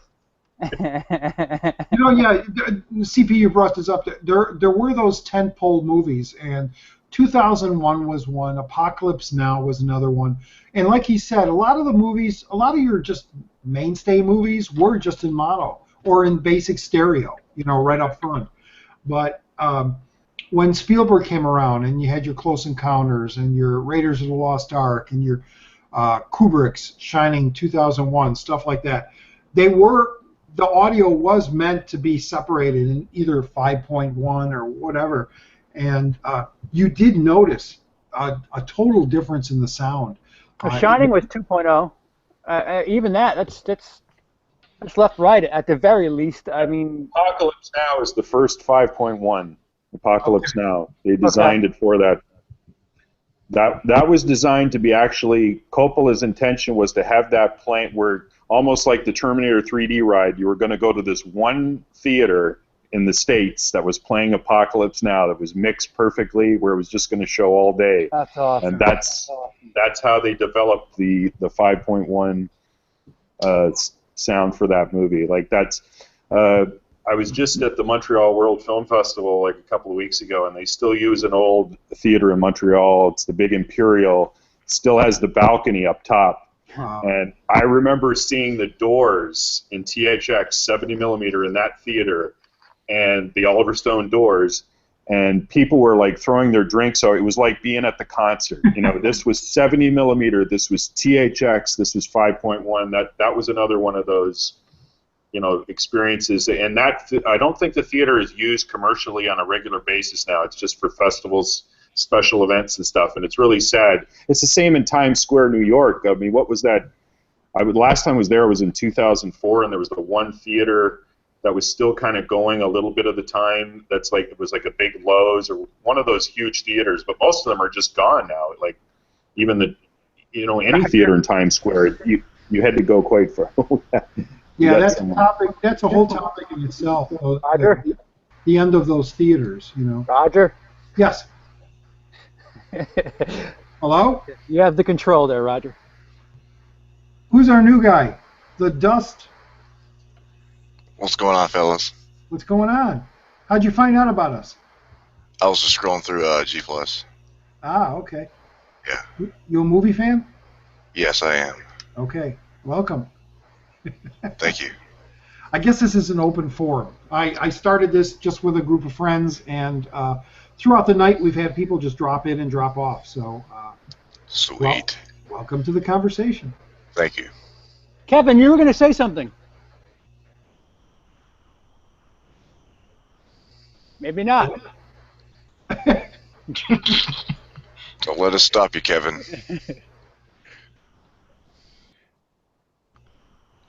All right, I guess not. Hey. So, what's everybody expecting to watch? Who the hell is Kevin? Oh. There's a starter. Oh, Blue Corner, you were going to say something. No. No. No. Okay. And my name is not Kevin. Where did I get Kevin from? I don't know. That's why I didn't answer. Where did I get Kevin from? Wait a minute. Who's this Kevin you speak of? I know I asked you earlier. What's your name again? First name? Dennis. Dennis. Dennis, what, Kevin? There's an N and an I'm Tony. An N and an I and an E. Same shit. Dennis, I was going to ask. Okay, here's the topic. You're from Denmark? Yeah. Yes. Do you have, you know, in the U.S. we have our blockbuster movies. We have our movies that are scheduled to come out, and they come out on certain dates, and then they are trying to win Academy Award and stuff like that. You get our U.S. movies too, but do you have any other? Are there any other like big name movies that come out, just Denmark movies that are considered for awards during awards Of time? course. We have Lars von Trier. I was gonna say, are there any interesting movies that have come out this year that we should look for? I don't really follow Danish movie all that much, really. Good for you. So Goodbye, new guy. Yeah, that could not be more uncomfortable. What did you do? All I did was like, I'm gonna start a live hangout, and there we go. And I hit the button to hang out all my people. Roger, next Saturday, talk to Skinslip before you do anything. Yeah. Holy fuck. And then like he stayed, I'm like, oh, why are you staying? Get out of here! He's a movie fan, he said.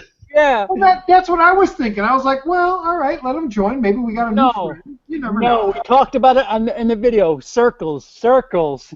Are you in our circle? No, get the fuck out of here. Go hang out with the cool kids. We're smoking pot here in the corner. CP, that's what I'm trying to do. I'm trying to break that circle bound. Nope. Dude, you see how weird that was? Let's break the cliques and everybody join together. Nope. That's what happens when you have the music kids that hang out with the potheads. It just doesn't work. It's all weird. It's all nilbog, man. You have Al-Qaeda coming into the room and shit. So the next one that comes in, we're all going to attack him. Not See, until get out of here! If it was a female, though, everybody'd be like, "Whoa, hello, welcome to the conversation.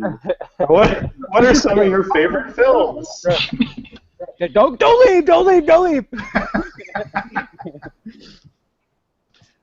It's all right, Dennis. Anyway, are there any Denmark movies we should look forward to that might come over here? Or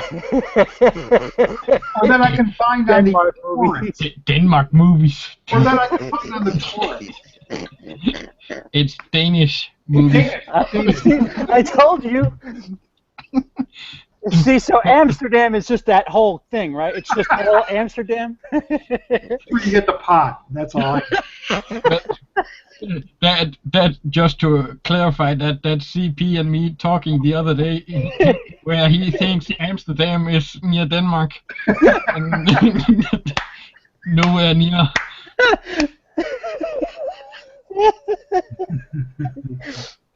Thomas Vinterberg is another one, right? Thomas Vinterberg. Is he Danish? Yes. Oh yeah. Viggo Mortensen is also Danish. Mads Mikkelsen.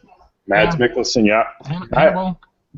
I've seen a few Danish films. Danish seems to have a pretty good, I like a lot of the European cinema anyway, but they seem to have a pretty edgy cinema. Yeah, Lars von Trier, shooting everything in a factory and then painting the film. That's Lars von Trier's Danish. Okay, yeah. He sucks. Yes, he does. Thank you. At least you said it. I liked Enter the Void. Was that him? No.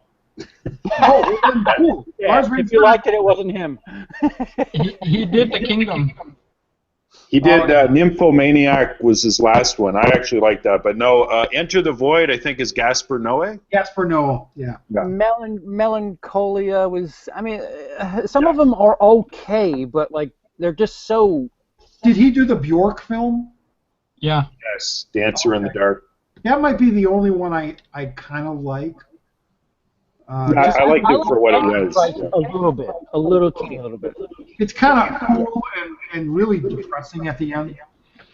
All of it's that's kind of his modus operandi. Yeah. I actually think Nymphomaniac is one of his most interesting because you get people like Christian Slater in there. But you know what? After I saw that movie and then the final scene came, I was like, is this just some freaking joke? She kills the guy, and that after this whole night, it's like, what? Yeah. What does this all mean now? You know? Yeah. It's all kind of life is shit, But sometimes I'm a lover of some of these pretentious downbeat films, but Von Trier himself is kind of hard to take. But it's interesting. The Kingdom, that series, and then Stephen King did that weird Redux version of it, like a Kingdom Hospital. Strange. Yeah. Well, we have the Pusher trilogy. That's 3 awesome movies. Masterpieces, man. Yeah, back when Mads Mikkelsen and such started out, really. Yeah, I haven't seen those 3. Although I really liked Mads Mikkelsen in the was it The Chase, where he's like accused of being a child molester?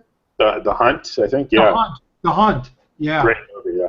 I thought he was fantastic. I haven't heard of that. Well, that's a Danish film. That's Denmark. That's Vinterberg. Okay. Yeah. What year did that come out? What's that? The Hunt? The Hunt was... It was up for foreign language film, like I think 2 years ago, 2013 maybe. 2013, 2010, 2011? Yeah. It's called, that's a really good one. Yeah. And he's got the Celebration. Remember the Celebration, the first of those, the Dogma 95? The Hunt, 2012. 2012. And isn't there a new one? 12 or 2? 12. 12, okay. Isn't there a new one coming out? Something about chickens and men or something? Yeah, that's out already. That's been out here for a while now. What is the full name of that? Just as you said. Chickens and Men? Other way around. Men At least the Danish title. I don't know what the American title for it is. Oh, yeah, I saw the trailer for that. It looked really interesting. Looked fun. Yeah, but that's pretty much the third one. Well, it's not a trilogy, but it's the same people that made 3 movies. And I haven't seen the latest one here, but the first 2 really awesome Danish movies. Okay. So. What's the Denmark language title? Danish.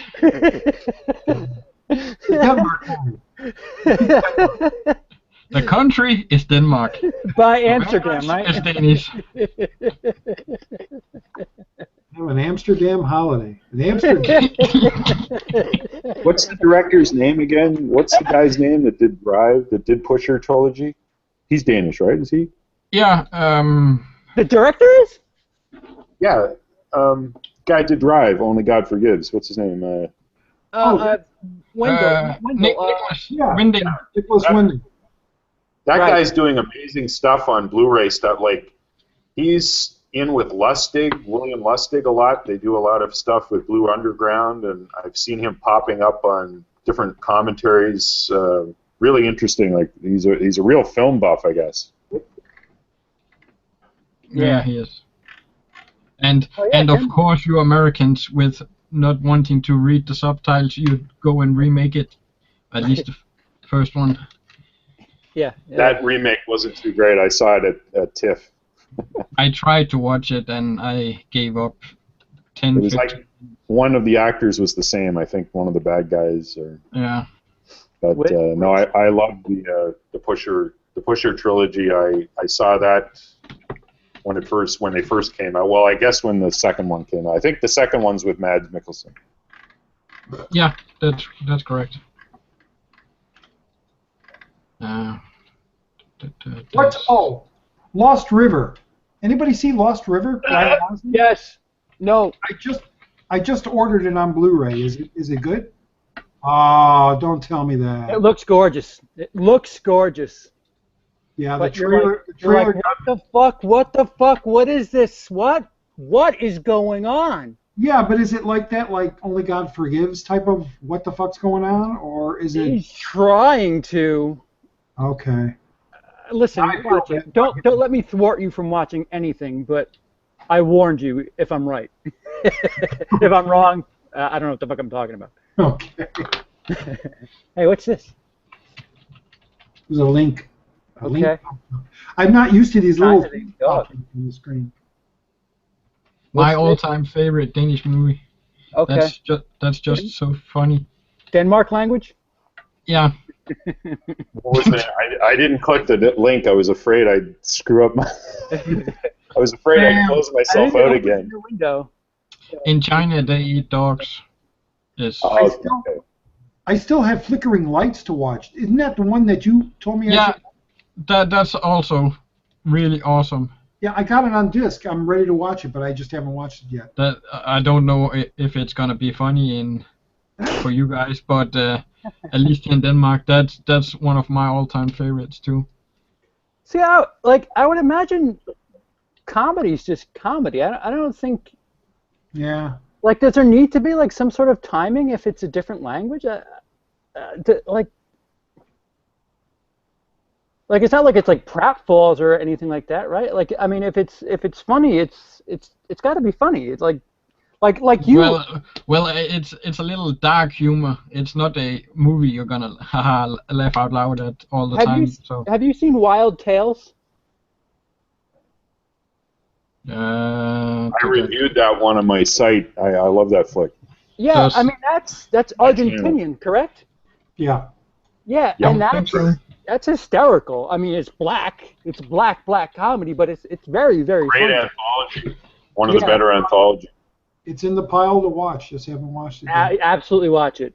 It's so I guess that's the point. Nope, no, that one. You haven't seen that one? No, I don't know it at all. It's worth a watch. Although I don't. Shit, what language would they? Not Denmark. Yeah. Is it even available in your country? I don't know.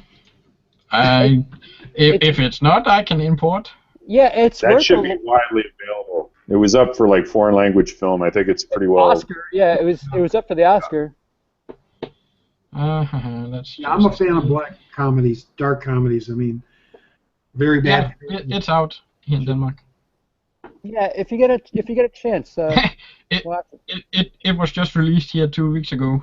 Oh, there you go. What's the cover artwork like? The Canadian cover art is terrible. It makes it look like 4 weddings and a funeral. Oh. I guess it's the last vignette that they used that title, the cover for. I'm going to grab it because it's so bad. Okay. You can see the cover for it on the link I just posted. Okay.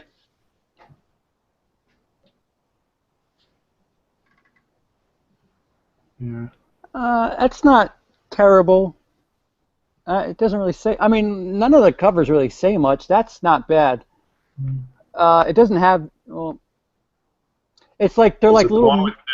Showing the one with the girl on it. The wedding one. That picture actually was kind of cool. Did you show it? This is the Canadian. Let me see. Oh yeah, that's ours too. Yeah, yeah. That's the same cover. Yeah, it's the UK one looked pretty cool. It focused on the wedding, but it had the girl looking disheveled and like bloody and stuff. I thought that was pretty good. Yeah. See, like of the vignettes, I think the wedding is like you wouldn't want to focus on that one, especially like if you're trying to. Spoilery too, right? Yeah. Like the airplane one, you could give nothing away with showing any of the people from the airplane. The bomb tech guy is just, I mean, that's like a falling down type thing you could have done with him, because it's basically what it is. It's a falling down type vignette. I like that cover better that he sent in the link. That's the one I prefer, just with the girl. No, I like that. It's a good image, yeah. Yeah. I have nothing else to say on the matter. Oh, the Men and Chickens has actually been out since June here. So, not a new movie. It's not even on the rate. Oh, okay.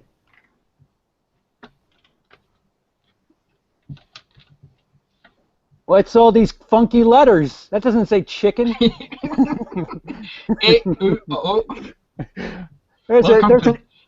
Your A is connected to the E for some reason. That's an E. Welcome to Danish 101. What is that? Now say it again. E. Like that? Whoa. We have 3 more letters than you guys. Oh. And you could have it. Well, okay, that's it. Yeah. You spell color with a U too? No. Favorite with a U? Color, that's farve. Whoa. Far away. Wow.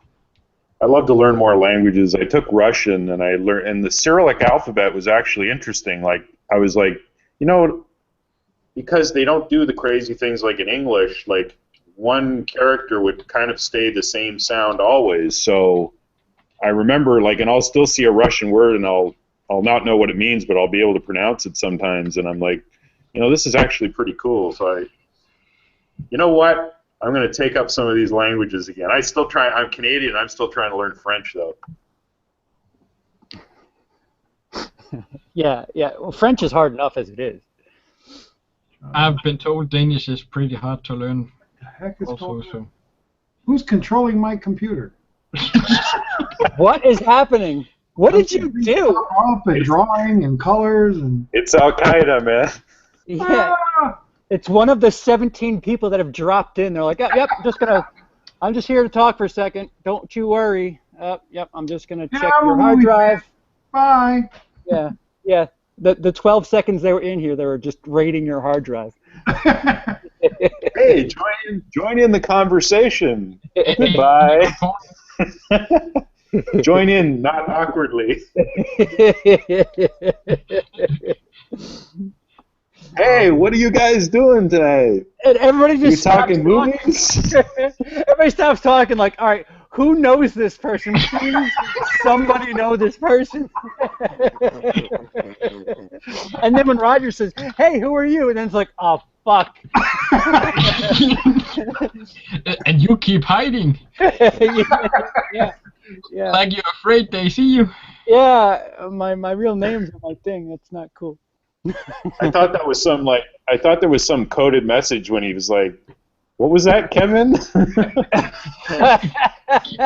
it's just my stupidity. Yeah, well, I was trying to flag Roger when he first got in. I'm like, Roger, you want to take care of that? Roger, take care of that?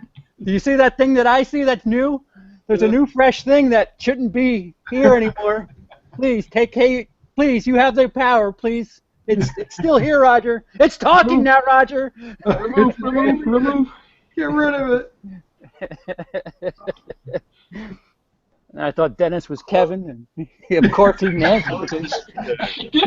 I was just like, what the fuck? Who's Kevin? Kevin. I was like, all right. Nobody's talking, and I was like checking the name on the images. So. Why would I say something? Nobody talked to me. Ejection. Yeah, interesting. It made for a funny night, though. Sure. Yeah, it's already 3:30 here now, so.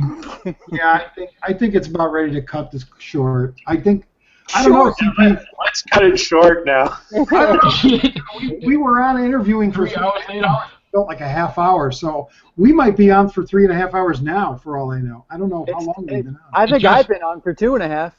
Just like your interview, you've been wrapping up the last 40 minutes or so when you started saying. You know what's funny? We got on and we were talking before we went live, and Roger didn't know that we were just preemptively like talking.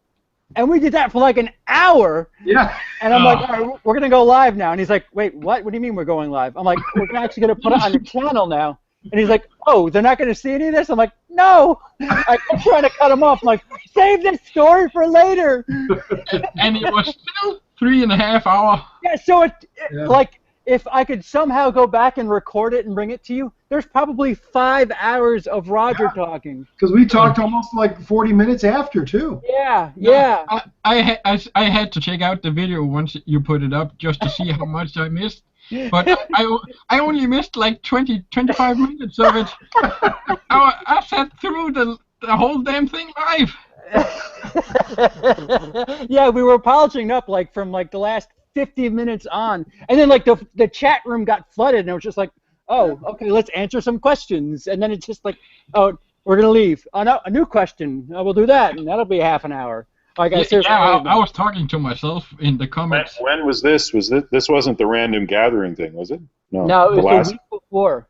No, it was like last week Thursday. Okay, Oh, I didn't see that.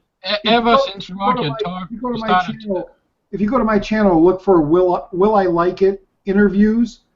Oh, and it I've says seen that. Yeah, I saw that. Channel Yeah. Will I am. Will I am. Will I am. Yeah. Okay, I'll watch that. I'll watch that right after this. Yeah. Damn you for having such a confusing name. Will I like it? No, it's Will I am. Willie. Just call it Willie. W-I-L-I. Willie. Thanks, Willie. Ever since Roger started talking about Willie all the time, then that's about the time the interview took place. Call this one like Dupa from Nilbog or something. Well, I'm surprised since we're open and live that we didn't get more trespassers. You know, what? More? That wasn't enough? There's been at least 4 or 5. Next time somebody pops out, we should all talk about murdering people and think he's in like a serial killer. No, then they'll feed right in. That first guy literally looked like he was at like where CNN goes when there's wars in Iraq. He was literally at that hotel. He was that guy at that hotel. Hello, the crime is stopped for now. The war I don't know who I am. Oh, okay. Where did that last guy say he discovered this? I didn't catch that.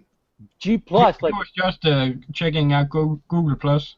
Yeah, I think if you go to Google Plus and then go to live hangouts, I think we're like public where anybody can join in. Awesome. Yeah. For some reason, I guess the way I started this, that's the way it was, and I don't know how to make it private yet. So Clearly, that's why they were dropping it. It was fun. Yeah, no, it makes for entertainment. Yeah. Especially when like we all don't know, like the thought in all of our head is, well, all right, so maybe they know that person or this person invited him, and we just kind of wait for the one person to introduce, and then it doesn't happen, and it's fuck. It's like it's where are you? Another one of those. yeah. Well, we're a movie group. Do you like movies? Yeah. Okay. 30 seconds later. Any good ones? I'll tell you what. If I watch any of this back, that's what I'm going to be fucking watching. I did that just last Sunday. I had to check out some of the hangout once I saw Roger had put it up. I had to see what it looked like. Yeah, last week's hangout, I was a little incapacitated. Which a little? I'm out to water now, thank you. No more of that. I still didn't find out the online etiquette, and yeah. And what? It's your house. Well, that hangout was after our interview, so you got to figure. I mean, I was partaking during our interview for 3, 4, 5 hours, and then I started this hangout, which I didn't know what I was doing. So I was like, who knows where I was, you know? So that wasn't the same day, was it? I think it was. Wow. It might have been. No, it wasn't. No? No, I saw the interview live, and that was not the same day. Yeah, I think it was the next day, if anything. Yeah. Okay.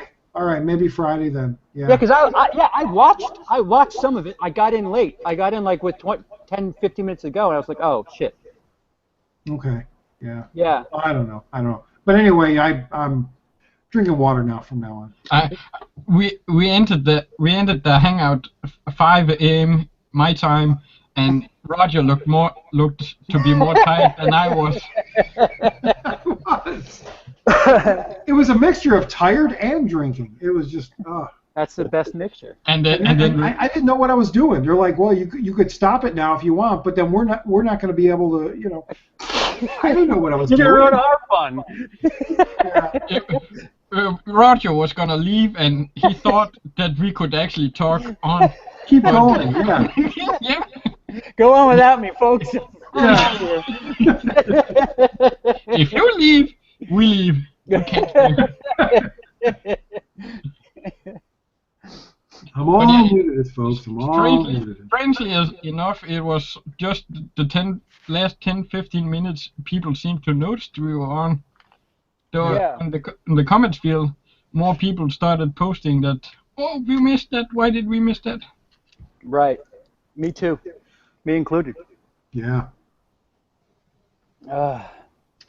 Good So time. anyway, guys, it's been fun. I'm gonna close this down.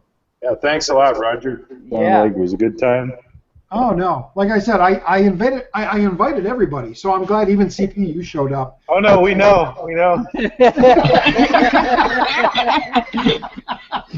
I invited a whole bunch of homeless strangers. CP, next time you need a blowjob, you know who to contact. Kata, Batu, Les Iris. Yeah. Kata. Asterisk. Yeah, squiggly line. Abdullah.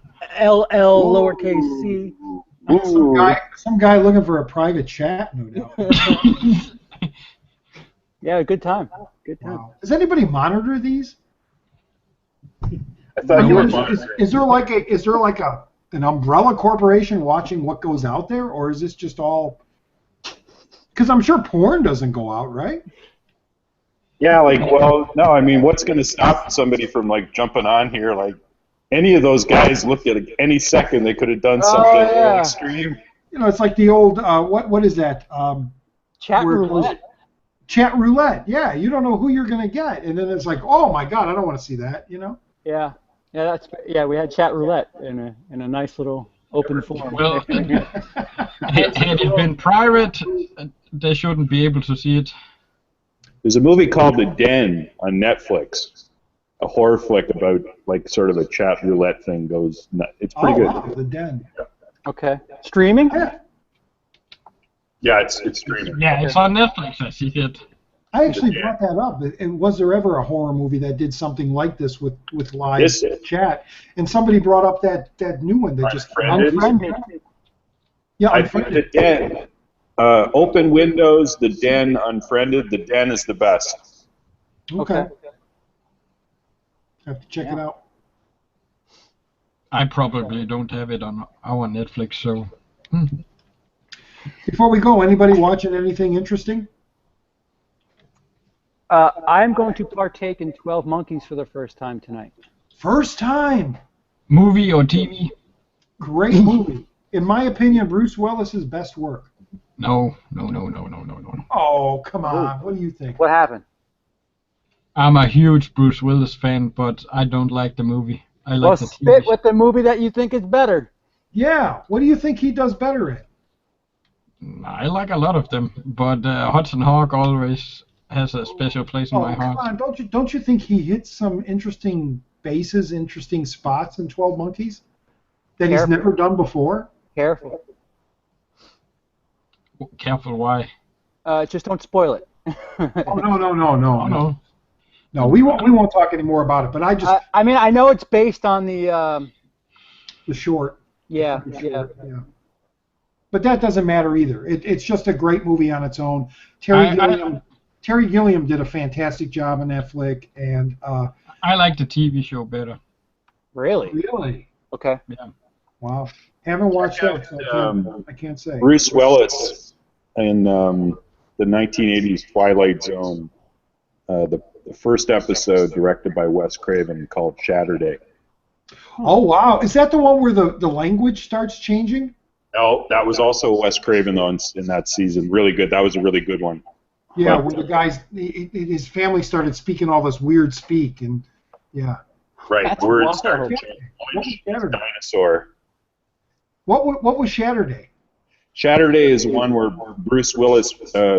It's Richard Matheson wrote it. Bruce Willis picks up the phone, or no, he calls his own number by mistake from a bar, and he answers it. I won't spoil anything else. Kind of like that scene in Lost Highway. Now yes. Give me back my phone. Very much so. Very much so. Yeah. Wow. That scene, Lost Highway, I love, and I'm dying for that thing to come out on Blue. I really love that as a Lynch film. Peter Deming was just hired as the cinematographer for the new Twin Peaks, and he's the Mulholland Drive Lost Highway DP. Nice. I'm really looking forward to that. Yeah. Getting back to your watch question, I was just watching for the first time They Call Me Mr. Tibbs, the sort of Yep. sequel to In the Heat of the Night. I'm digging that one so far. Yeah, it's a good flick. Good flick. Both of those. Yeah. Blue Corner, you watching anything interesting? Before breakfast? Not right now. Well, not now. Watching a bunch of idiots here. Yeah. He's got breakfast in 20 minutes. Right. I'm going to bed. You're waking up. Well, since you haven't seen my latest update video, I got some new stuff where there's some I haven't seen before. I got Rexel, an animated movie I haven't seen before. Wow. Okay. It's from the creators of the Appleseed series. Okay. That I really love the Appleseed movies, especially the first one. Glare. Oh, Yeah. Okay. Yeah. The So, Appleseed people. Appleseed. the movie is called Appleseed, also animated. That's why I think you'll like that Captain Harlock movie, because Yeah. it's very Exactly. it's not That's- live action, but it's very close, and it's like anime, live action anime type. It's also a manga movie, I think. So yeah, I did. Loosely based, I believe it's loosely based on like Battleship Yamato. It looked like that, yeah. Yeah. That's actually one of the movies I watched previously. Cool. Dennis, if you can find a Whiplash steelbook that has like a symbol on the cover. I know what you're talking about. If you can find it, pick it up, and we'll use it as part of a trade in our little thingy. Well, that's gonna be have to be from Savvy then. Yeah, if you can do it. I mean, you have a month, because I think our stuff comes out on the 28th or whatever of October, the last disc that we're talking about. Yeah. So you have time. Sorry. Yeah, I didn't let you guys know. Savvy has it. You have a Zavvy near So you? Roger, were you watching anything recently? Me, yeah. Right now, I'm about halfway through the season of The Returned, which is the French television show called Les Revenants. What are you laughing? What are you laughing? Just you trying to say that from your In the last... video. Yeah. Yeah. I couldn't think of it. Now I know it. Les Revenants, or Les Revenants. No, if you haven't seen it, I believe there was a U.S. remake television show which pretty much sucked. I think it got canceled. But there's a French television show called The Returned that came out 2 years ago, and it took them about 2 years now to finally get together and do a season 2, which is premiering on Halloween night, October 31st. It's a beautiful show. It's haunting. It's beautifully filmed. I don't want to go into story. You can go online and look, but it's best to just go into it totally open-minded and watch it. You will love the show in the first 2 episodes. By the first 2 episodes, you'll be so into it and love the style and the look and the feel of the thing and the music that you will thank me. I hope. So look it out. Look for it if you get a chance. It's called The Returned. I believe I got the import. I got the import Blu-ray, but I believe it is out on streaming and everything, especially on the channel that it's premiering on, which I don't know. Yeah, I have heard of it. Yeah. Yeah, just do an internet Google search and you'll find it. But I'm rewatching it and it still holds up. It's an amazing show. So that's what I've been watching. That's about it. And I watched the new Doctor Who tonight, which I thought was really good. The Daleks are back, and yeah. And Z Nation. I'm a fan of Z Nation. Sorry, I don't like Walking Dead. I'm one of those guys. Sorry. But Z Nation rocks. Z Nation kicks ass. I love it. I checked out my first episode of Z Nation yesterday. The first of the second season. Yeah. Hated it. Hated it. To each his own. To each his own. You know, I'm not going to argue, and I'm not that kind of a guy. But I watched the first 3 seasons of Walking Dead, and I gave up. I was just like, it was just too dragging, too soap opera. The people were making dumb Season 4 is decisions. where it's supposed to really pick up. Yeah, That's what I've heard. yeah, but even still, it's. I've only seen the first 3 episodes of season 1. I liked it. It's just that Wait, just what, never committed what, to what it. are we talking about now? Walking Dead.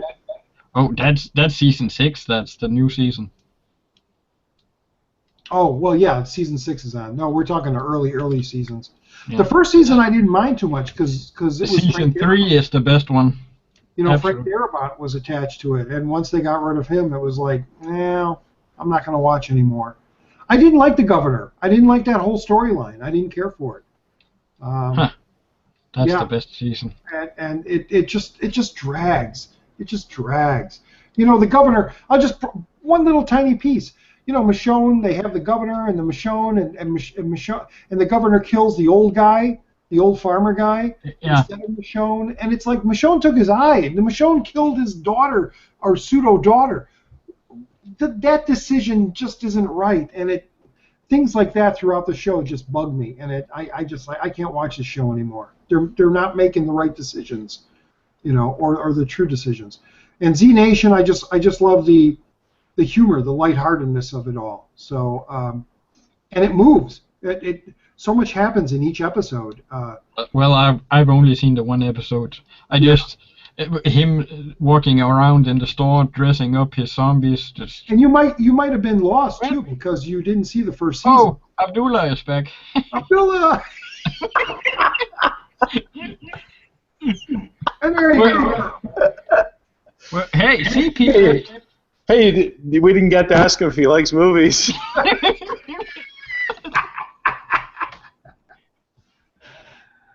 Oh man! All right, guys, I'm gonna cut this off. CP dropped off.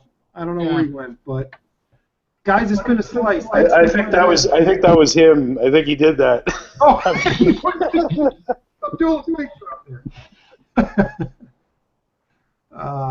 guys, thanks for joining in. Thanks a lot. I'm glad you were able to join. Indy, what was that? I guess we'll see each other next Saturday if I could. Yeah, we'll try to do this again next week. That'll be cool. You know, I like these little gatherings. It's cool. So. And I actually get a chance to speak now that Brandon isn't here. Yeah. And I'm glad you got a chance to join us, even though it's so early in the morning. Yeah,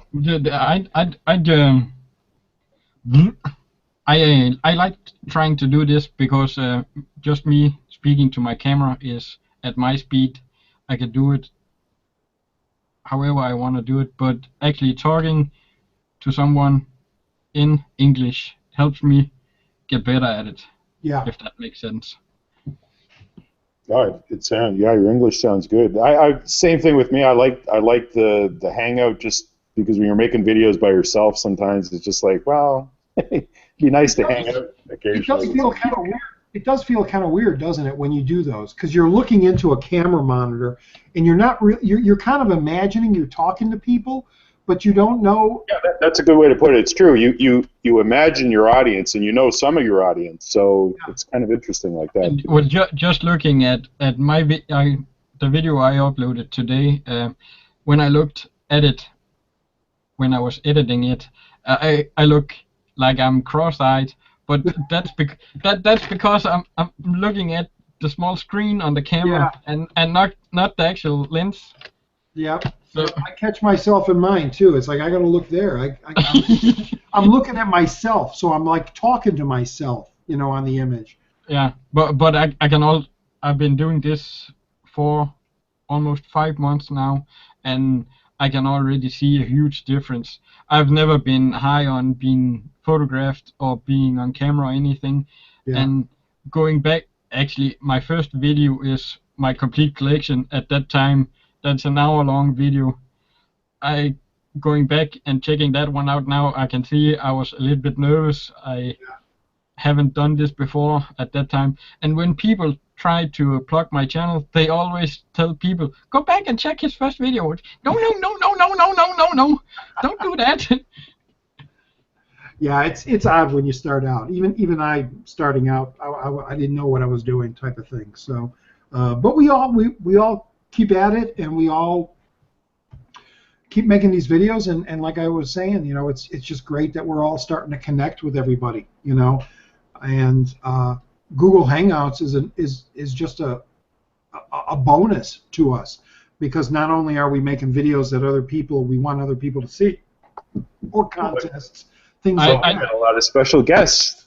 But now we can talk to you guys live and get special guests like Ahmed. And I don't really think that many people uses Google Plus.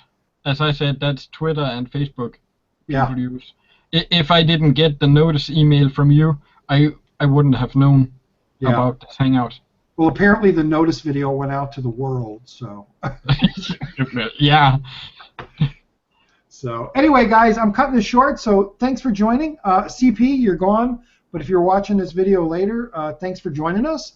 Blu-ray Corner, why don't you give a quick shout-out about your channel and tell people to subscribe? Well, it's, of course, at the Blue Corner. Stupid name, but that's what I came up with. That wasn't taken. So if people want to check out my channel, feel free to. I can post a link later in the comments field for you guys. Yep. So yeah, guess that's it. Indie Phantom, anything you want to say about your channel to get new subscribers and whatever? Yeah, come check it out. Even Ahmed. It's a pretty new channel. I mean, like I say, it's. Tony, if you sub to me, I'll sub to you. Yeah, we're gonna sub to you. Yeah. There you go. We'll get to 100 subscribers before Christmas, maybe. Yeah, hopefully. You guys got to get up there. Yeah. We got to get you more views. Yeah. So all right, guys, it's been great. Is it Saturday? It's Saturday night. So yeah. No, it's Sunday morning. Well, Sunday. Oh, you're in the future. Yeah, that's why I said stop living in the past already. What time is it in Nilbog? That's what I want to know. I don't know. It's 4 a.m. here. Here it's 2 minutes to 11. Yeah, it's 2 minutes to 9 here in Chicagoland, so Illinois. I miss Chicago. I miss the Biograph Theater. I miss the Music Box. I miss. I lived in a place called Fullerton Plaza, which was a pretty rundown building at the time. But Fullerton, big street. Yep. No. All right, guys. I'm cutting it close. Everybody, thanks for watching. Those that are watching, those Ahmed and everybody. Abdullah. Yeah, I'll probably try to. If everything goes well, I'll put the call out again next week. So we'll all chat then. Cattle call. Yeah. In the meantime. As I said, talk to Skinslip first. Yeah. If he'll shut up, right? In the meantime, everybody that was actually pretty funny when CP contacted me after the last hangout, and I started talking a little with him, and CP, sorry not to hang you out there, but we kind of talked a little bit about Skinslip and how much he talked, and CP was like, yeah, he was actually controlling the hangout. Yeah. So yeah, he does that. Yeah, I know. I've seen the Senate, whatever it's called, Insanity. Right. That's an eye. Yeah. Yeah. That's on, which is on now, probably, right? It's one of those. Probably now, yeah. Now or in another hour or two. Yeah. As I said last Saturday, Sean was actually the one that made me wanna try and do something like this. I made my YouTube account so I could comment to Sean. Yeah. Way back when under another name. Yeah, they're great people. They've been around for a while, and they're pretty funny. So. Yeah. Who's Sean? Is that Darren Isaac? Darren Isaac. Yeah, I've been watching his channel for years, and he's also in Canada. I have a big love for 80s cartoons, and that's how I found him. Yeah. So. Oh, I love his channel. I've commented on his site, but I don't think I've never had interaction with him. But I know he's on the chat with Brandon there. But yeah. I don't think he knows who I am now either. You've got such a big fan base, though. Yeah. So, Yeah. as when I made my original name was Hide Me Good, and that was just simply me typing whatever that came to mind, because whatever I chose, taken. Yeah. So yeah, hard to find a name, so that was just some random name. All right, viewers, everybody out there, subscribe to the Blue Corner, subscribe to Indie Phantom, subscribe to me, Channel Donstar, subscribe to CP, who was here earlier. His channel is Will I Like It Reviews. And I'll just say thanks for watching if you stuck around this long, and tune in next week live. We'll be here. Hopefully, all God for Yeah. you know. Yeah. Hopefully we'll still be here. We won't get our computers will still be working in an hour. Not no viruses or anything. Yeah. So anyway, from me to you, everybody out there, thanks for watching and have a great day. And we'll see you next week. And watch all our videos. Bye. All right. Bye bye, everybody. Guys, we'll talk to you next week. Take care. Thanks, Roger. Bye bye.